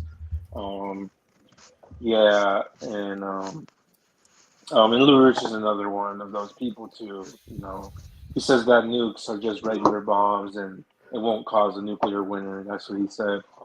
He said that nuclear winter was a USSR invention to If scare I'd the be West. honest here, am I the only one that thinks the most dangerous countries is America and Russia? What a I fucking mean, nuclear they're the fucking ones with the most nukes. Yeah. I mean, Yeah. they're the most aggressive imperialist at the moment, and they have the most nukes. So, Yeah. not really that shocking on that one. fuck. I mean, I mean, I'd Russia also just- add India I mean- and China, but yeah. I mean, Russia just annexed like half of Ukraine, and nobody seems to be batting the eye about that. It's like, hey, okay, that's nice. Yeah. Yeah, for sure. And Like, even though this is more on a lighter note, am I the only one that finds like what happened to Guaido to be fucking hilarious? What happened though? I didn't even see. The Oh, guy, you mean like a while? for the very Something new happened start, to him, or? like for the very start, no one took him seriously. Oh, that, yeah. I Like, mean, that was funny. they're about to remove him. I think in January, the compradors, they're gonna choose a new fascist leader or whatever, and When then it's Maduro's gonna. hopefully more enthusiastic for them, I guess. And Like whatever. yeah, they're gonna replace Guaido so that Maduro has the excuse to sell out completely. Yeah, And ExxonMobil is literally already in Venezuela, grabbing the oil and selling it. All the communists have been betrayed. So what happens Yeah. to Guaido then? Like, They're just gonna de-rank him, and Maduro's not gonna touch him. Maduro won't do anything about these compradors. He's just letting them run wild, and there's a black market too, and all He that. doesn't. But to be honest, the more time passes by, the more I fucking despised Maduro. Yeah, Fascist. you know, it's especially like his background too. It's like it's really depressing to see like what he turned into. It's like, a guy that came from like a proletarian background and then just takes out the knife and goes right in the backs of the Venezuelan people. yeah, and Although and to be fair, I Chavez, think Chavez was also yeah, he's the one who really set the stage for Maduro's complete and utter Yeah. failure. yeah. Chavez started going through that Trotskyist route. Well, Right. I don't know anything about Chavez, so I can't comment. But Maduro, fuck him. Nicolas Maduro is a fucking fascist. Yeah. I Well, Hugo agree. Chavez sold out too. Yeah. Well, I don't know enough to talk about him. It's like why is it that it's like the only one of these fucking leaders I can think of that would might have been sympathetic was Salvador Allende. I mean, yeah, he should have. Yeah. He should have like set up a dictatorship, the proletariat or something. Because Well, I'm like, just saying, like, he's the only Latin American leader I could feel. I'm going Yeah. by, like, Like he- that was sympathetic. I could sympathize. I could actually sympathize with the others. I just fucking can't stand any of them. They're all fucking fascists. Or I mean, I sympathize with like the Project Cybersyn shit. That was pretty cool. it's like can we talk about the latest shit that happened in Brazil? It's like holy shit, Oh yeah. how close I mean, fucking Bolsonaro came to winning, and everyone's acting like the world is saved because like Lula fucking Right. are you fucking kidding me? You actually think voting is gonna save the fucking environment? You fucking this is the Right. fucking first worldist bullshit that really angers me. Like every single one of our rights, according to these people's lines, has to be voted for. The right to live on a fucking planet that isn't fucking like burning is apparently a fucking we have to vote for it. right. We Yeah. have to vote for fucking women not to have their rights taken away. We have to vote for disabled people to be able to fucking live. It's like it's like this is fucking first worldist bullshit. I do not I agree. believe in voting. I haven't believed in voting in years. It doesn't do anything. And if voting did anything, as Emma Goldman I think said, they would have outlawed it. Right. It's yeah. like I mean, the very fact that Bolsonaro came that close to winning, it's debatable how much percentage of the population actually voted in the first place. right. Yeah, I mean, he made it to the second round, and he even gained more votes. 6 million third-party voters on the second round. They just decided, I'll vote for Bolsonaro, and it looked like he was trying to. It looks like he cheated in the north.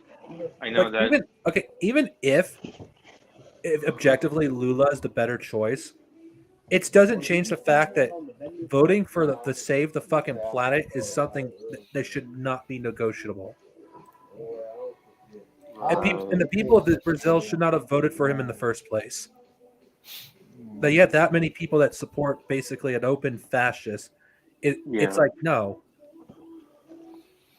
Yeah.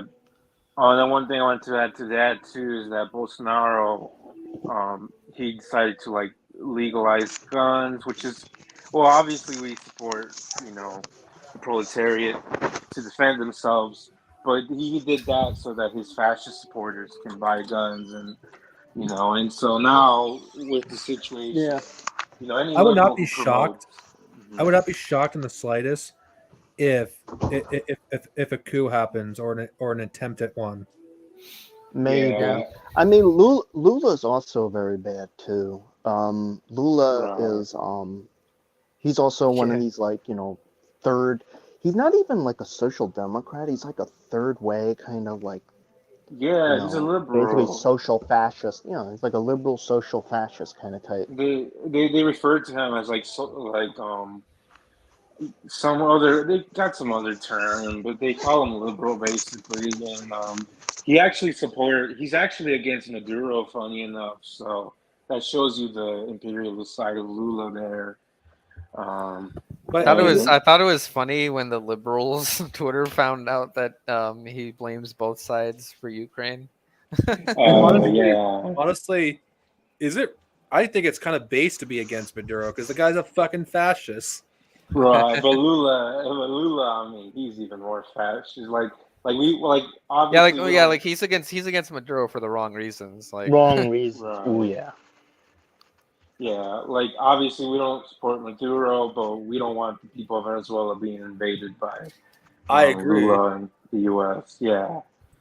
I mean, that just shows you how bad it is that you got you got a Trotskyist being surrounded by the imperialists. yeah, normally they go hand in hand. Like Right, exactly. Well, so. when you're so fascist that being slightly to the left of fascist is basically too far, that shows you that you're a fascist. Right. Yeah, I've made this joke before. It's basically like fascist versus fascist, but the real question is, but who's the fascistest? Right. Oh my god, that's hilarious.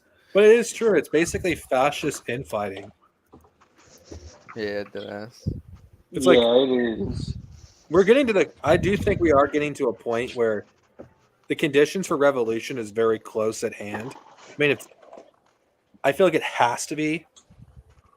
Yeah. Yeah. I feel like it's going to be Africa at first. I feel like Well, I Africa feel like- is probably like the Africa feels like it's in that area that a lot of the world was back in like the early 20th, mid to late 20th century. Yeah, I think Just that right now. I think eventually Lebanon and Palestine will be able to break free from, being under apartheid. Yeah. And unfortunately with Lebanon right now, they've been forced to give like half they found gas of oil in the sea, but they're splitting it in half with the imperialist Israelis. So, and that Yeah. shouldn't be allowed. It's bullshit. It's Well, in all honesty, I think these revolutions are going to happen during World War III. mhm. Because I don't because there's no. It's the perfect time for revolution. Yeah. Yeah, Because- I mean that's because- like we should because gotta exploit the the people- contradictions. Yeah. the people all over the world are going to rise up. In America, I just don't know how you're going to be able to be able to force people to fight in the next World War. I mean, people's faith in the government is like so goddamn low in America. It's like I don't see any realistic way you can. They have some dangerous tricks up their sleeves though. But I think if this Ukraine Russia war keeps going on, at some point one of them there could be. I mean, one of them will have to lose by revolutionary defeatism.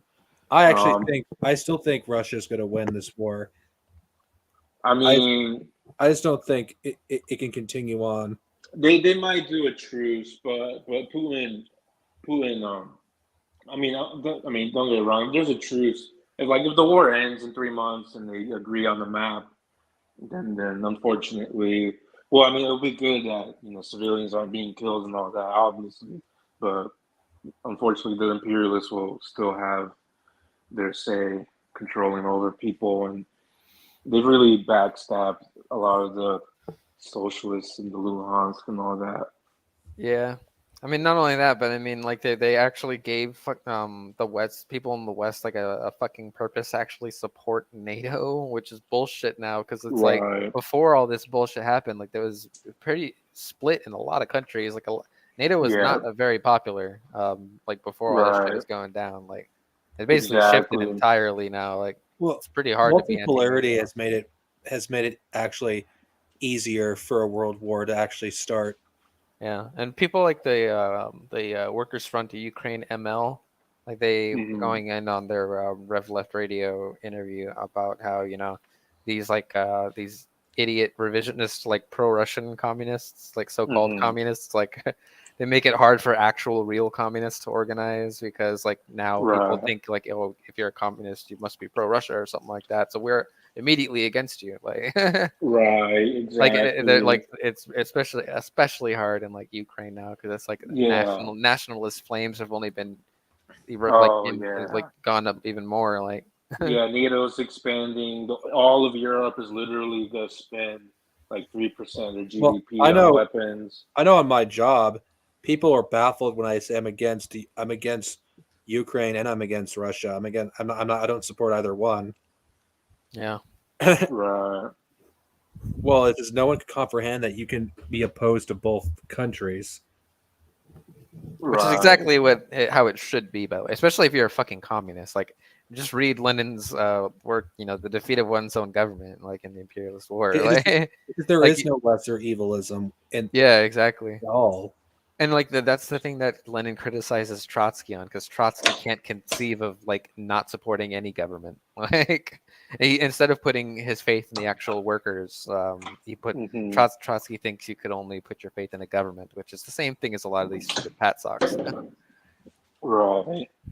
And the Oh, yeah. the rad libs too. Like the rad libs do the same shit. Like they're just I Right. don't see a difference between the rad libs and the pet socks. It really isn't. I mean, Right. like Vosh literally said, like that we should start like embracing patriotism too. It's like, Yeah, he's doing the pro NATO thing. I mean, it's basically the rad libs versus radcon. yeah, And then at the end of the day, they're both fascists, and then you have super fascists as well. And yeah. literally, It's Ebola and all that. like Alien versus Predator. Speaking of Right. adding the word super to all this shit, I do think it's fucking hilarious how It's this Trotskyite fucking Michael Hudson it changes Kautsky's ultra imperialism to super Right. imperialism, and like Oh people expect you God. to just not point out the obvious here. It's didn't like, people Right. didn't they recently praise Kautsky? I don't know, maybe they did. I mean, they're basically praising him if they support Michael Hudson. It's You like, know what's really Right. ridiculous? Remember when Caleb Moffat said, "Oh, if Lenin were alive today, he would write a book against RedTube." It's like I mean, it's he'd like probably shit on them like in multiple pamphlets, but he would also be shitting on them. That's the funny thing. actually he basically talk about them once and then just crap on and just call Caleb Moffat a charlatan and an opportunist. Yeah. Right. Yeah. Oh, and I was gonna say that the fascist revisionist party that calls itself communist in Russia, the KPRF, they're like doing ultra anti-trans and homophobic crap in their rhetoric, and so any Marxist saying that they support the KPRF, they're just exposing themselves as you know basically imperialists, really. Yeah. Well, for Mike, for you guys here, these kind of streams I normally do. I don't normally have them go on this long. So I didn't even explain this since we're live, whatever. The Let's Talk streams are usually go like this. I talk about one topic and then talk about another and then talk about another. That's usually how it goes. So, Right. huh. I don't think this is like the first time you guys been part of these kind of streams. Actually, now that I think about it, I don't think you've ever been part of one of these before. Right. Jesus, Yeah. I talked about Star Wars for over 30 minutes, and then we talked about Naruto for 80 minutes. Jesus. Time flies by fast. Yeah, speaking of Naruto, I have to basically do this on my Fantifa highlights. I'd probably for communist rant about Naruto. Right. Yeah, and it's Boruto is so horrible. It would like take another video and it's still ongoing. And I have don't not even seen Boruto, nor do I have any intention of seeing Boruto. Yeah. And anyway, I gotta get going, man. It's fun Anyway, talking. okay. Yeah, so sounds peace out, good. guys. Peace out. Yeah, peace out. Well, I think this has been going on for 3 hours. Do you guys have anything else you want to talk about, or should we end it here? It's up to you two. Well, I guess we should end. I guess. You're about to say something, Gungaros? I keep getting pulled back and forth because I have to keep watching the register. It's a pain in the ass to do this at work. You know what I'm saying? Okay, well, Right. Sometimes because I got Sounds so good. much to say. I got so much to say, and I gotta, Well, Yeah. so I don't know Well, if I'll have anything up able to. Okay, what do you want to say and do it as quickly as you can? Is there anything like one last thing you want to say, Gungaros? Yeah, I guess to build upon it, yeah, I think revolution is going to come in Africa, and oh Jesus. Okay, he said it's going to come in Africa. I can I could actually see that. Oh yeah, I do too, for sure. Especially when the imperialists are so busy in Ukraine and the middle, in West Asia and all that. But yeah, I agree. And at some point, this pink revolution crap, it's not a revolution. The pink fascist wave and the second world and Latin America and third world. It'll eventually, it's failing, and yeah, I agree. Um, yeah, I know that next week is gonna, maybe on another stream or on Stones, I'm sure somebody's gonna do like a post midterms election stream because there's gonna be so much fascism coming next Anyway, week. I do got a question. Are you still interested in deconstructing the Star Wars sequels, but with a communist lens? Yeah, I am. Which trilogies or all? I The can watch even sequels, all of them. The obviously, sequels. because the Yeah, I got fascists have basically a monopoly on that. right. By the sequels, you mean 1 through 3, right? It's because I always have it on linear order when I I'm think of referring Star to Wars. the Force Awakens, The Last Jedi, and Rise of Shitwalker. Yeah, I know which one you're talking about Or we now. could just do one of them because, let's be honest, The Force Awakens and The Rise of Skywalker, there isn't much of substance to really deconstruct. Yeah, Right. I'm back again. But yeah, I think a Marxist analysis of the Star Wars series would be good. And I feel like ideas for like going over old EU would be pretty good for people like me who were born in the 90s. Because that's what I kind of grew up with, you know what I'm saying? Like I'm saturated with like 90s and early 2000s culture. The rest of the kids Right. nowadays, it's like foreign and it's like new for like kids these days. Like if they experience It's it. like, oh my god, if I were to do a Star Wars cantina and basically put Marxist decon analysis on Star Wars, I probably would just anger my pretty much every one of my former fucking viewers of mine who watch me for my Star Wars content. I love the idea already. Beautiful. Right. I think we should Yeah. start. If we're going to do that, then here's an idea. We should start with the. We should start. I think we should start in released order and then go from there. Or we're going to start, or we just do the original 6 as one video and do the sequels for another one. Right. Yeah, because it would be so long to cover all 9 at once. And Well, to be right. honest with you, I don't want to cover the sequels I and the don't at original all. 6 in one video. Right. Right. I agree. I The agree. sequels are going to be a slosh of bullshit.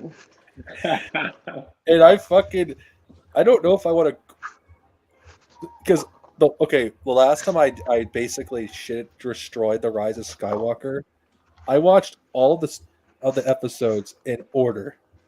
It wasn't fun when I got to the sequels because I was having a good time when I was watching the prequels and then the originals, and then I fucking It wanted to it wanted to feels cry in a corner when after I finished Return of the Jedi because I knew I had to watch The Force Awakens next. soulless, you know, It's so bad. I don't want to watch because them. it really is. I'd only do it again if I did a Marxist analysis on them because it would be it would be something different compared to the reactionary trash that's on fucking YouTube. The same shit. Right. Yeah. I'm down. I could watch all 9 to be honest because I got so much time now that Well, okay, I don't have a job. if we're gonna do the sequels, we would do it next month. I see. Yeah, So it gives definitely. I so think it, December because that's gives us, when the anniversaries come up. yeah. So Right. it gives us a chance to watch the movies, write some notes Right. down of bullshit that we found. I'm talking about from a Marxist perspective, and then just go from Right. there. Right. I agree. Yeah, we could wait a month or 40 days or yeah, I'm fine with at least for the Star Wars stuff. Yeah, we could do that for sure. And I got so much time, like at least half of the week to like watch some of the movies Yeah, and I also I read could start. theory and all that stuff. But yeah. Yes, it would be nice to do it like as a Marxist and just like write down things like, all right, so Newt Gunray He's a comprador bourgeois, Mhm. running dog, and Mace Windu. Right. He If that- is. To be honest, the original trilogy would probably be barely touched on if we did it, I mean, it pretty much, yeah. It's like because you can't it's really talk not, too much about it. it's not interesting to analyze from a Marxist perspective. I mean, there is one guy that did it well, but you can't find it anywhere anymore, and it sucks. It was really good. Right. I mean, anyway, I think I'm gonna end it here. Anyway, guys, look forward to it. I will try. I'm not gonna say I'm gonna do it. I will try doing a Marxist analysis on the Star Wars films, just the main episodes. Not even gonna maybe Rogue One if depending on the reaction. Anyway, let's talk to you guys later. See you guys next time, and peace out. Yep. Peace out.